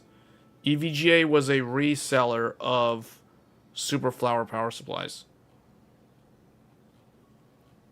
Yeah, I don't see the weird thing is I don't understand a lot of like business practices for Taiwanese companies because one thing I noticed is that they're all competitors, but then they also do weird like what you're saying where they have like a manufacturing partnership. I don't understand how, because in the US that doesn't really happen very often.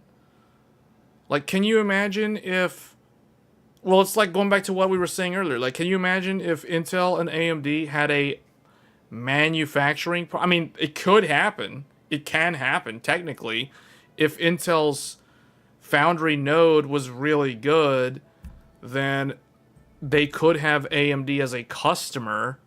Like, they could build AMD's parts. That would be very, very awkward because think about it. Like, Intel and AMD make x86 CPUs, and AMD is paying Intel to build their CPUs, and then Intel is also making the CPUs, and then Intel and AMD are selling CPUs against each other for market share. Do you see why that's kind of weird?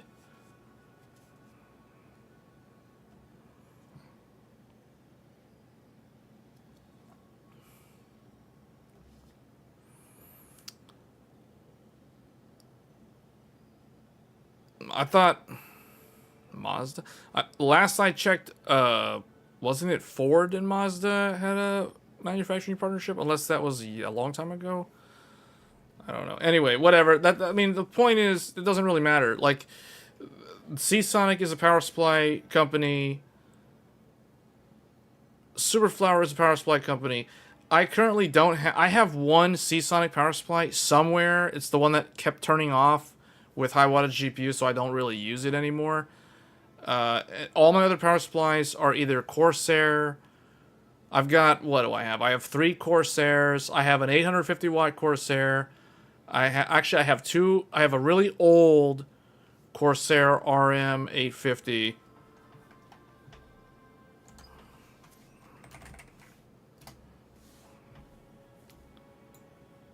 I have, hold on. Now it's like I'm doing hardware inventory.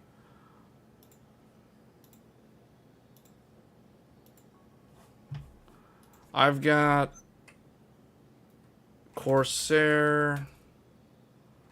I've got RM 850, RM 8. I have HX 1200, another HX 1200, an RM 850X. I think those are all my Corsairs. I've got XFX 850 watt. I don't remember the model number. It's a very old power supply. It's an 80 plus silver. And then I've got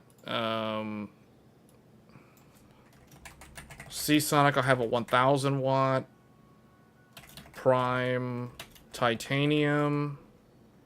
This is the dreaded power supply that I don't use because it has that issue where it's overly strict. And then I've got the Superflower.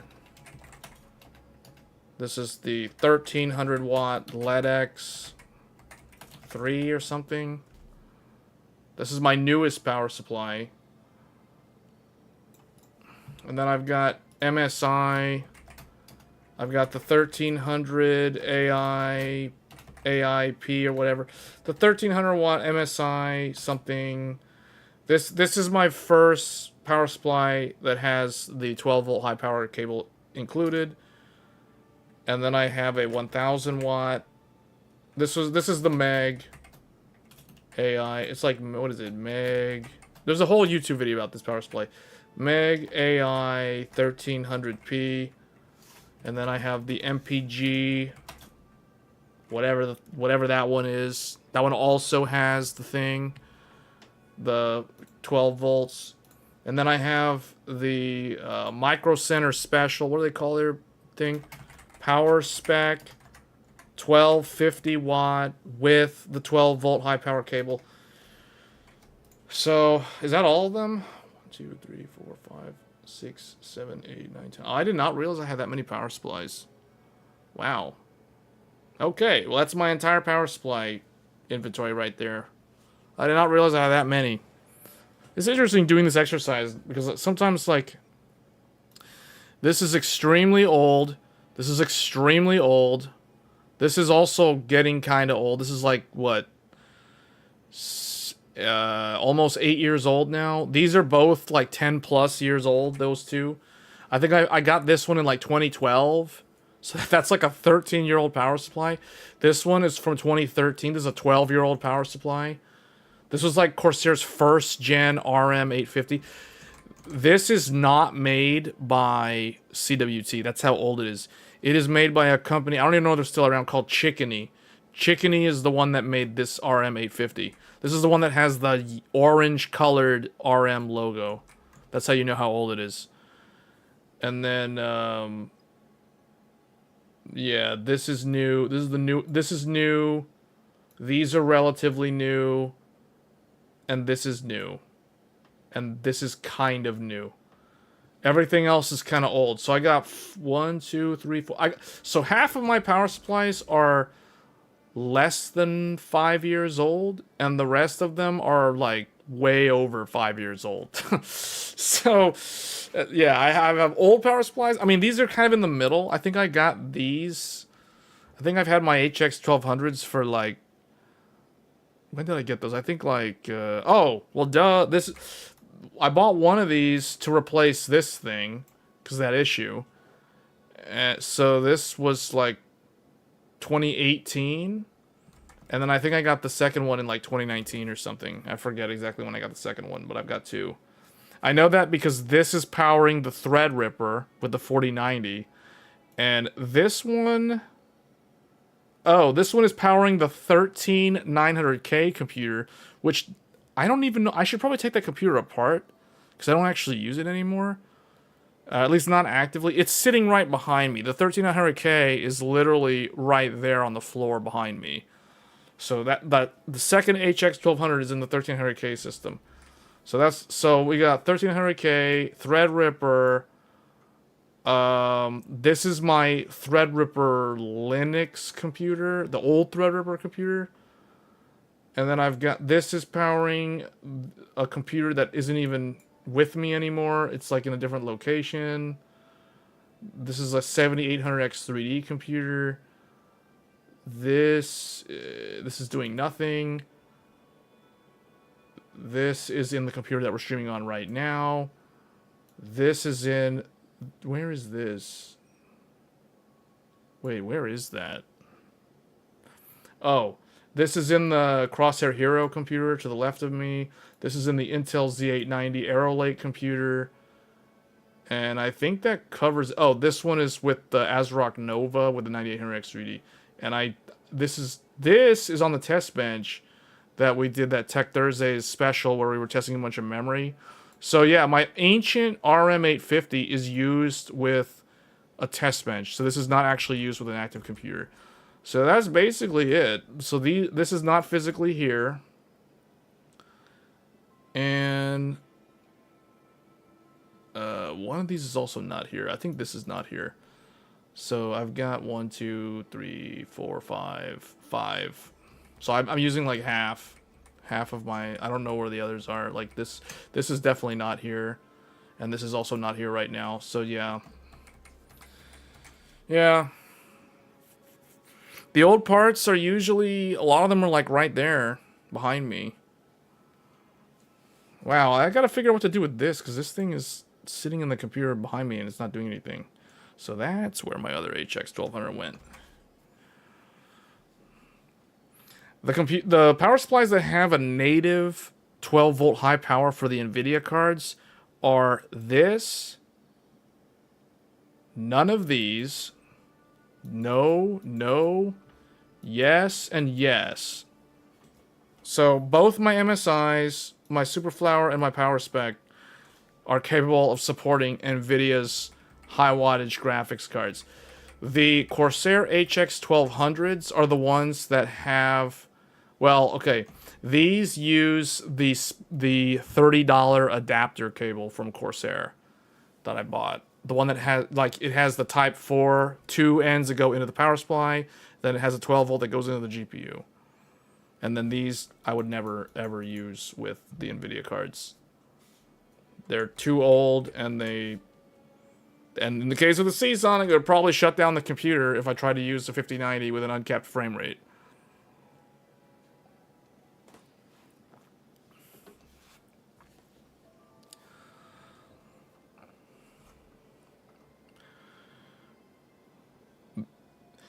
I think out of all of them,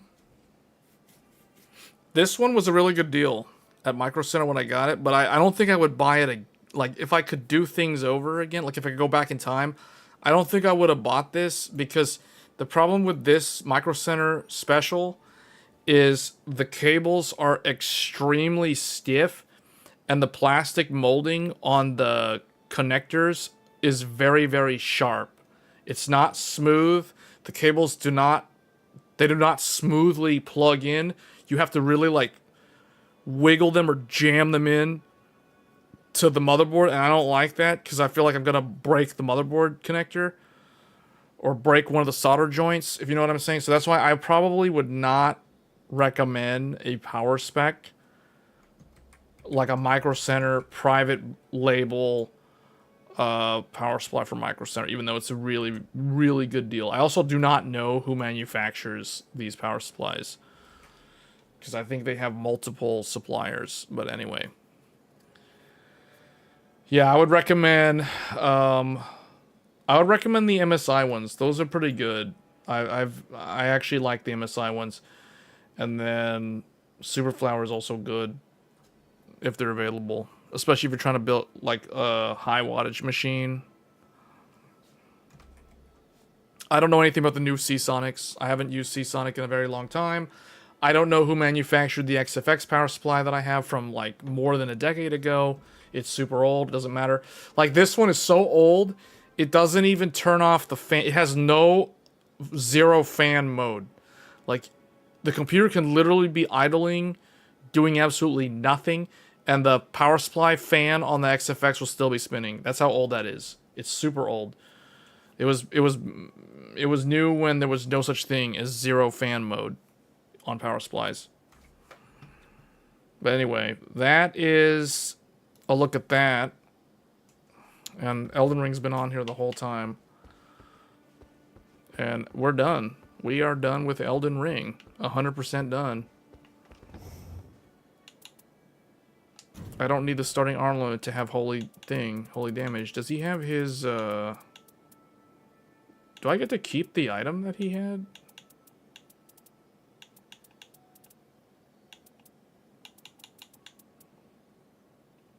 Oh, yeah, he has silver tier.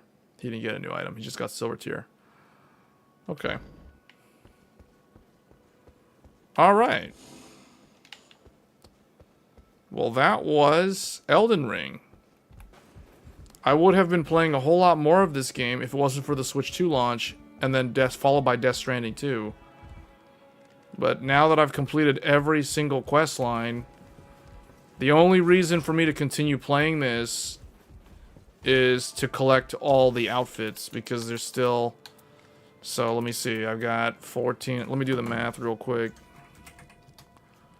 14,000 times 8. So it's 112, and then 35 times 7. That's 357, and then I have what, 75, 3,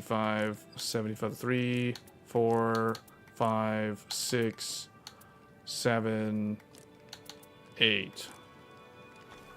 So, okay. So 75 times 8, that's 60,000 more. Add that to this. So I need to farm... and there you go. That's how they got the replay value. That's how they got the replay value. So I need to farm 417,000 Merc. They call this Merc, I think, is the currency. 417,000. I currently have 44,472. I'm covering it up so you guys can't even see it. It's right underneath me. But down below me is the amount that I have. And I need 417,000. So subtract 44,472. I need to farm 372,528 merc or runes. That means the average successful run is about 2,500. That is if you actually successfully kill the final boss on day 3. That means... And that's not assuming failures. Sometimes runs end up in a failure. You only get like 1,000 something points. If it's a really bad fail, you get less than 1,000 merc. So we're going to... But if you do the final boss or a higher tier boss, you can get up to 3,000 merc. So I'm going to average about 2,500. So if we do 372,528 divided by 2,500, oh my goodness. That means I have to do 149 more runs with randoms.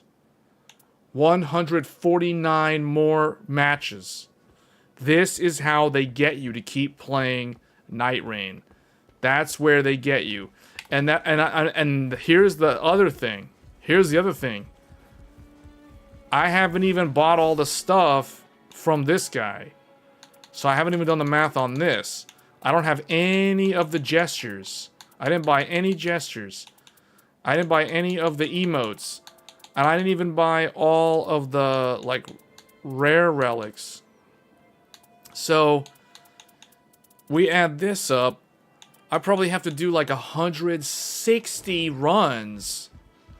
160 more runs. And my playtime in this game is currently 78 hours. 78 hours in Nightreign. And I've only done probably 40, not even that, probably 30 runs? Maybe more than 30? Maybe somewhere between 30 and 40 runs? And I gotta do 160 more runs? So that sounds about right. So that takes about 200 runs.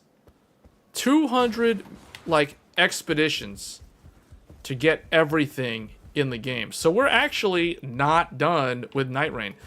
So that means that the average player will most likely finish, unless they completely ignore all the quest lines, they will finish every character's quest line well before they unlock everything in the game.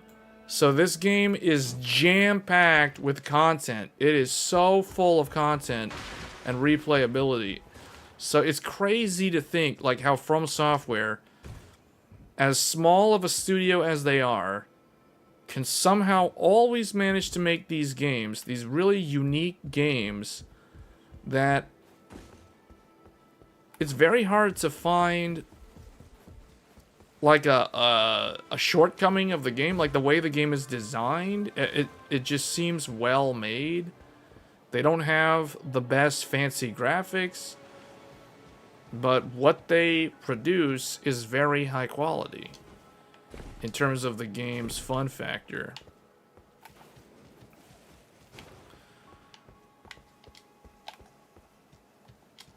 How do I make him do his thing? I guess I'm not in the right area. Oh, wow. Forgot how to do... There's like a way to do... Yeah, you can go like super far. But yeah, this game has a ton of content.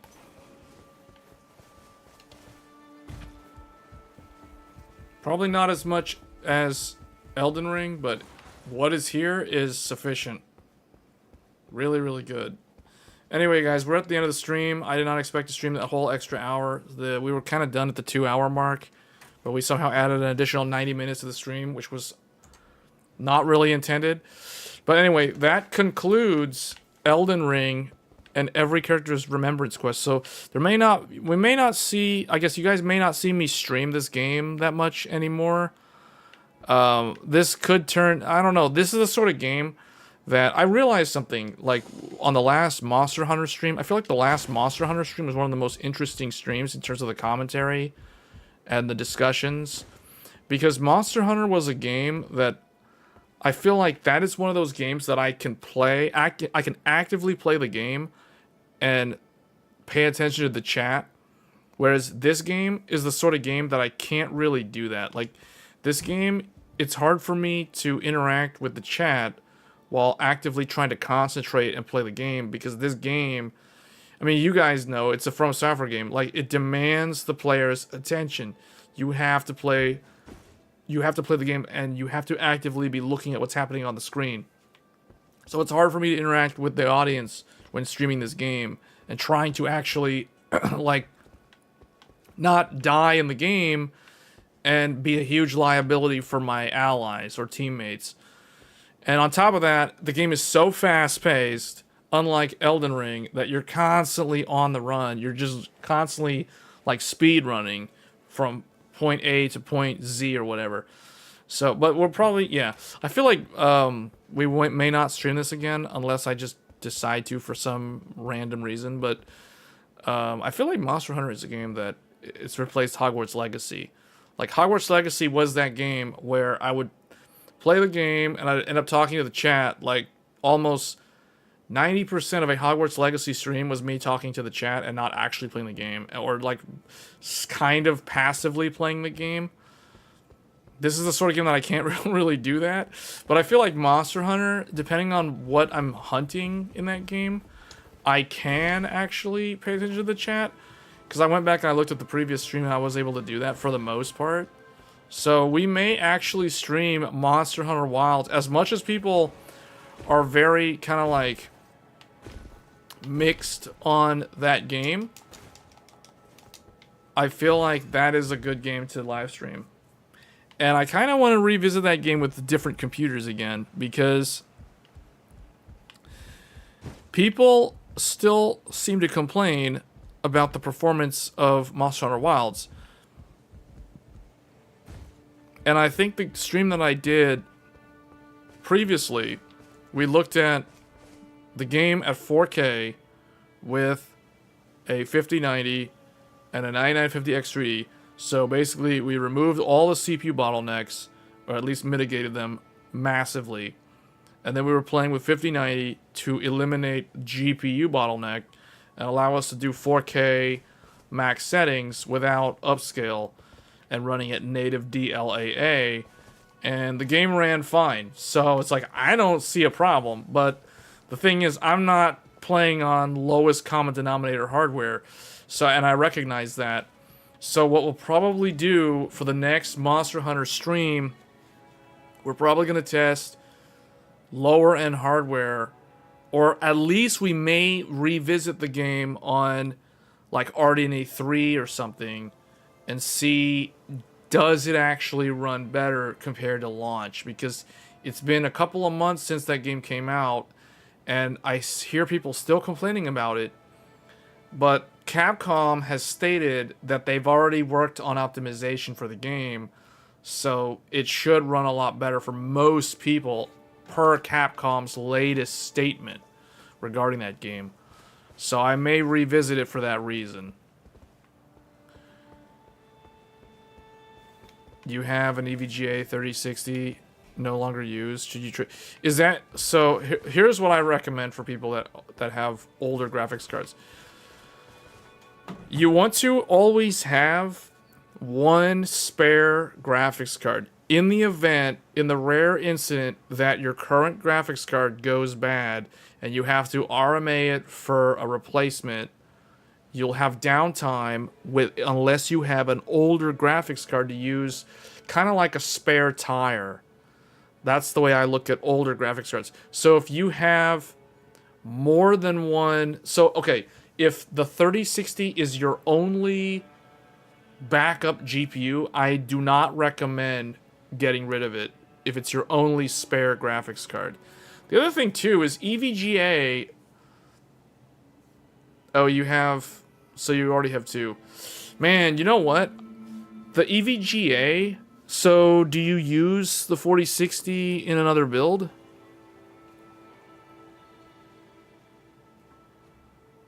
Is it too much to have a 4090 as a spare tire? That is a really, really fancy spare tire. I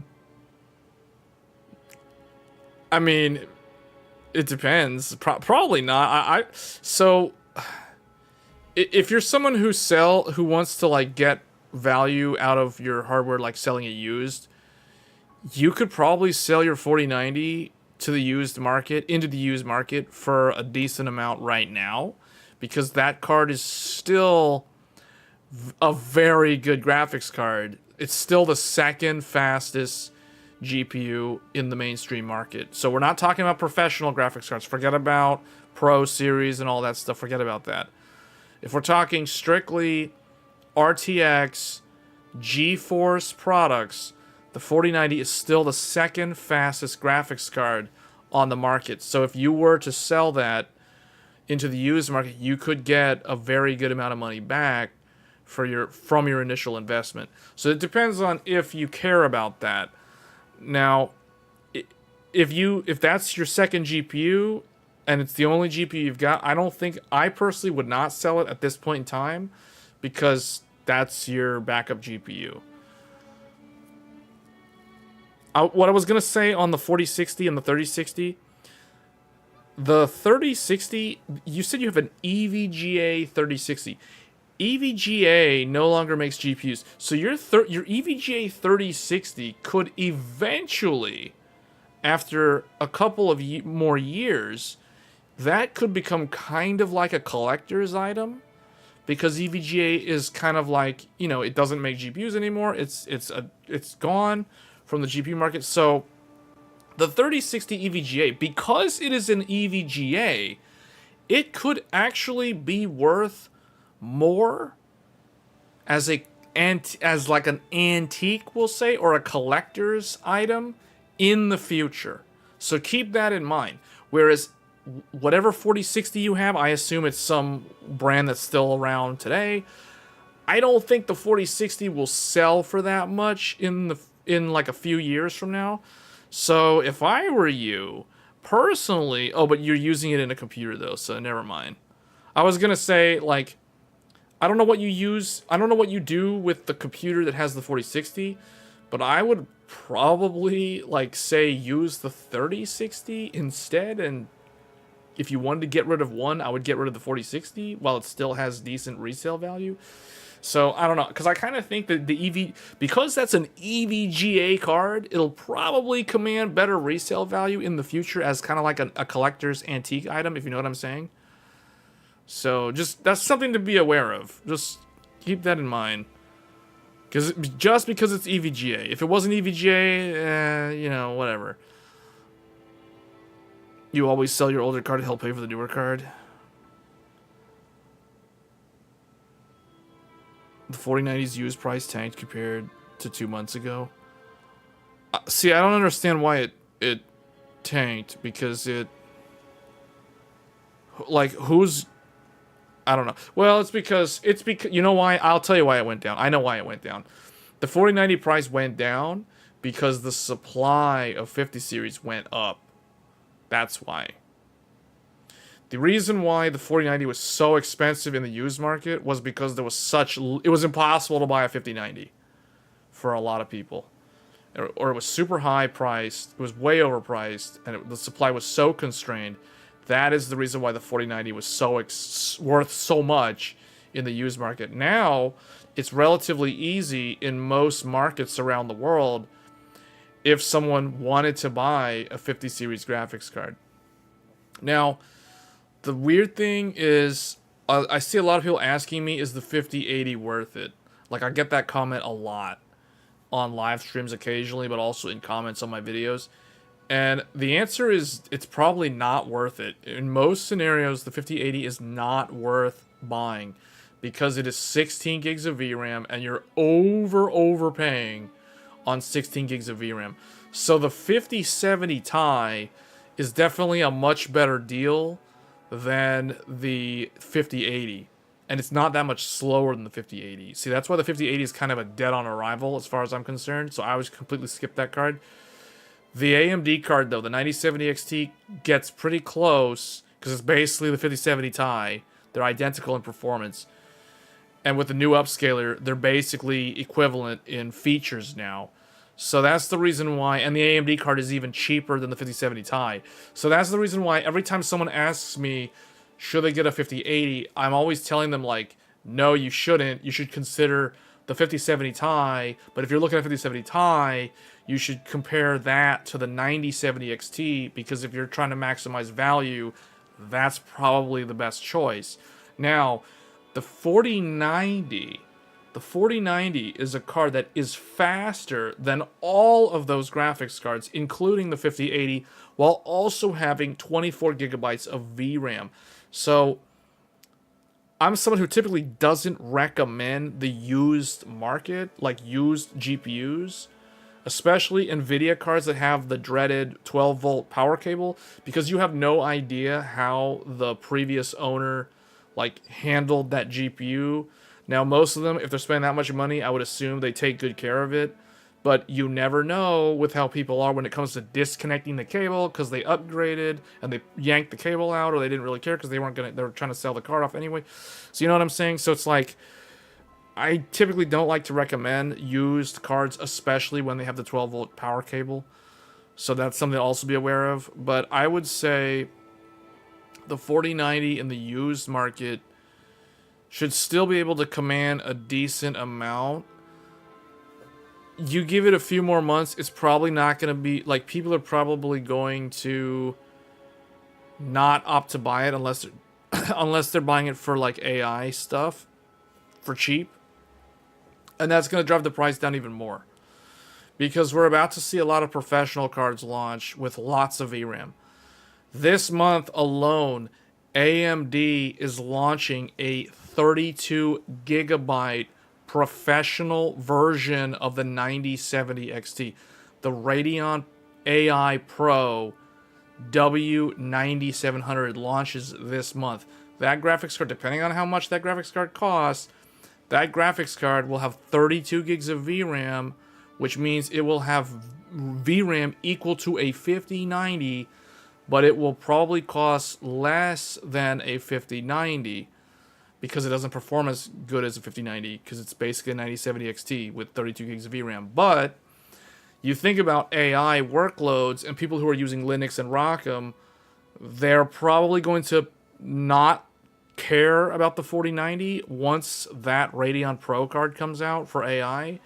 On top of that, Intel is also about to launch their professional B series graphics cards, which I plan on trying to get one of those so that we can do some videos about it and I can use it as a secondary graphics card.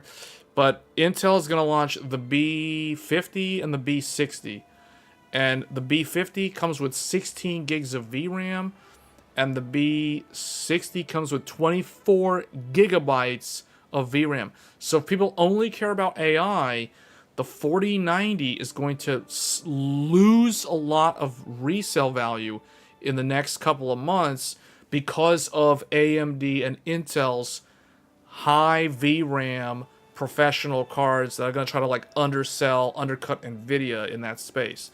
So that's the reason why the 4090 is only going to go down in price, because 50 series keeps ramping up production. There's more and more 50 series available, and there's going to be alternatives for AI with high VRAM, with VRAM that is equal to or greater, in the case of AMD, than what the 4090 offers. So you're going to see 4090s lose value as this year continues. So just keep that in mind for those of you that are considering selling your 4090s. 4090, yeah. It might and it might not. EVGA, we're good, though, for sure. Yeah, so the EVGA is kind of like a collector's item. So, personally, if I were you, and if I was thinking of getting rid of one of the cards, I would get rid of the 4060, to be honest. Like, I don't know if you use the 4060 as a gaming computer. I mean, you have an XTX, so I would assume that's the gaming computer GPU. That's way higher end than the other two cards. But the EVGA, because it's like an EVGA, I personally would rather keep the 3060 EVGA over whatever that 4060 is. Those 4060s are going to be worth a dime a dozen, though, like in the future. Because they're, you know, they're not high end. And a lot of people, depending on what media outlet you watched videos on, they were probably telling people back when the 4060 came out. I remember a lot of the YouTubers that reviewed the 4060 kept recommending that people buy 3060 instead.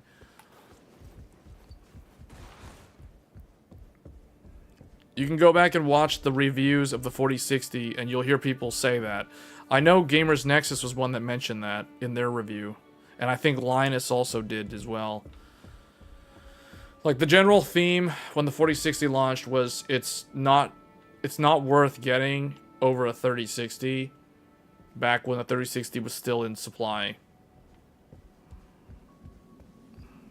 But yeah, 4090s are going to go down in value over time because of 50 series ramp up and because of AMD and Intel professional cards that have more VRAM. That's why. I mean, I have the 4090, and I'm probably not going to get rid of mine because I still use it with the Threadripper computer. The only way I would consider swapping that is if I can get, like... Because I was thinking, like, maybe I should put the 50... See, I don't want to put the 5090 in my Threadripper computer because everything that I use the Threadripper computer for today with the 4090 doesn't... I'm not going to gain any performance uplift, any significant performance uplift by swapping to the 5090. So I'm better off using the 5090 in the 9950X3D computer because if I need to test a game that is an unoptimized mess of a game that uses tons of VRAM for no reason and requires like the most insane setup just to get playable frame rates, I can use the 5090 to brute force with the 9950X3D. We can just brute force through whatever unoptimized trash that I have to like test, you know what I'm saying? So that's why I'm going to keep it that way. Whereas with the 4090, that's the perfect fit with Threadripper. With the Threadripper that I have, because I have a 24-core Threadripper, and you know me, the rule of thumb is for every physical core, you have 1 gigabyte of VRAM per core. So if I have a 24-core Threadripper, that means I need at minimum a 24 gigabyte graphics card. And the 4090 has the 24 gigs. So I don't need to touch my Threadripper computer at all. That computer could just remain as it is for the next couple of years. So I don't plan on getting rid of the 4090 anytime soon. The 5090, I don't know, because that one... I feel like the 5090, it's such bad value. Well, okay, it's hard to say it's such bad value when there's literally nothing to compare it to objectively to figure out the value proposition. You know what I'm saying? So but $3,000 for a graphics card is a stupid amount of money for a gamer consumer GPU. The only reason why I have one is because, like I said in the Monster Hunter stream, the 32 gigs of VRAM is not going to limit me in whatever I want to do with the computer right now. And on top of that, it allows me to play whatever game at 4K without having to deal with VRAM limits, because we saw this with the 9070 XT when we tried to stream Monster Hunter Wilds with the highest texture pack at 4K. The 16 gigs was not enough. So, because the stream needed to allocate VRAM, and then the game wanted to go above 16 gigs, so it just didn't work. And that's why we got weird stuttering when I turned the high texture pack on. So, when I noticed that, I was like, okay, I need a card that is not going to limit me with VRAM, and I need to see an upper bound limit, because when I was testing the XTX with 24 gigs, I would notice that Monster Hunter can scale to like 21.5. So I was thinking, okay, that means that the game is capable of scaling to some some number that is potentially higher than 24. And when Super Googly pointed out to me that he saw Monster Hunter on the 5090 pulling above 24 gigs because that has 32, I was like, okay, yeah, that's another reason why I need to get a hold of the 5090, because I need to see what is the extent of this game. Like, where does Capcom's RE engine actually draw the line and say, hey, this is enough VRAM, we don't need any more? And at what point does that, what is that actual number is what I need to know, because I see all the complaints on Steam about Monster Hunter, and I think that all these negative reviews and negative discussions about Monster Hunter is really hurting the game and hurting Capcom's reputation. And a lot of people that don't play Monster Hunter or don't play a lot of Capcom games don't know this, but Monster Hunter is Capcom's cash cow. Monster Hunter is Capcom's #1 most popular, most profitable franchise out of all of their video game franchises. It earns them more money than Resident Evil ever did, more money than Street Fighter could ever hope to amass, more money than Devil May Cry, more money than whatever the niche games. Possibly, maybe they have some kind of gacha games that are Japan only, but even then, that's only the Japanese market, so it's not going to include the global market. So, Monster Hunter is literally the franchise that will make or break Capcom long term. And I see all these negative reviews from users complaining about performance. I'm like, okay, we need to figure out what is it about the RE engine that is causing a problem here. How much hardware do you need to throw at the problem for the problem to finally go away? And the answer is you need a 16-core CPU or more, and you need at least a system RAM at least 64 gigs of RAM. 32 gigs is not enough. The game will be super stuttery, and that's why a lot of people are complaining. And then you also need high speed DDR5. So if you're running your DDR5 at 3600, for example, you're going to have a terrible performance penalty because you don't have enough memory bandwidth, and the game scales with memory bandwidth. So the faster the RAM, the faster Monster Hunter runs. So that's another thing that no one really talks about.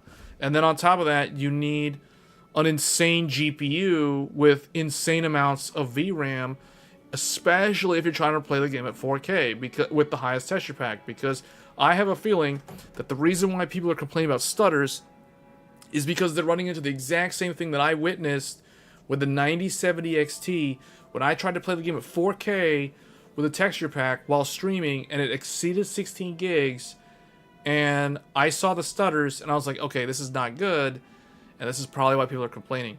See, so the amount of hardware that's required to play that game is it's too much, and I understand why the gamers are complaining, because no one should have to spend the amount of money required to get a 5090, a 9950X3D, basically the computer that I'm using here. No one should have to build this computer just to play Monster Hunter Wilds. And to me, and to a lot of gamers, that is unacceptable.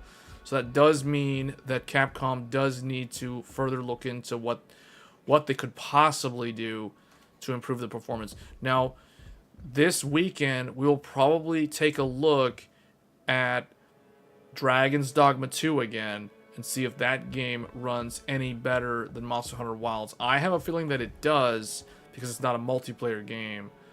But I want to revisit some of the RE Engine games to try to understand what specifically is going on here with Monster Hunter Wilds. We may even look at Monster Hunter World as a comparison. We might do a side-by-side comparison. So anyway, guys, that's kind of a look at what I have planned for the gaming side of the house for the live streams. So we may or may not stream Death Stranding 2. I don't know if I want to keep streaming Death Stranding 2, because I feel like if I keep streaming Death Stranding 2, it's going to spoil the ending for people who want to experience it going in blind, and I'm about 60% of the way through that game story. So I may stream chunks of that game offline just to progress through it. But I don't know.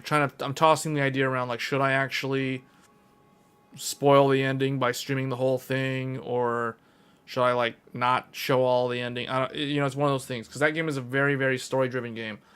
But then I thought, well, we did live stream at least one of the endings from Expedition 33. So maybe I will stream Death Stranding 2's ending. We'll see. I don't know. But anyway, that's what we got going on. So it's going to be Death Stranding 2 or Monster Hunter Wilds with a look at, like, RE Engine games in general. So I might stream, like, the old Monster Hunter World. We might look at Dragon's Dogma 2 again, temporarily, just briefly. That's the plan for this coming weekend. So that's the weekend stream for those of you that are going to tune in on either Friday or Saturday, whichever day I choose to do that stream. But anyway, guys, that's going to be it for the stream. The stream's way too long. We're at the 4-hour mark. That is my hard stop for this stream. Thank you all for watching. We completed Nightreign, so we may not stream this again unless I have nothing else to show, but that's going to be it for Elden Ring Nightreign. This game is in my top 5 for Game of the Year. And I will see you guys on Tech Thursdays later this week. Until then, take care, and I will see you then. Thanks.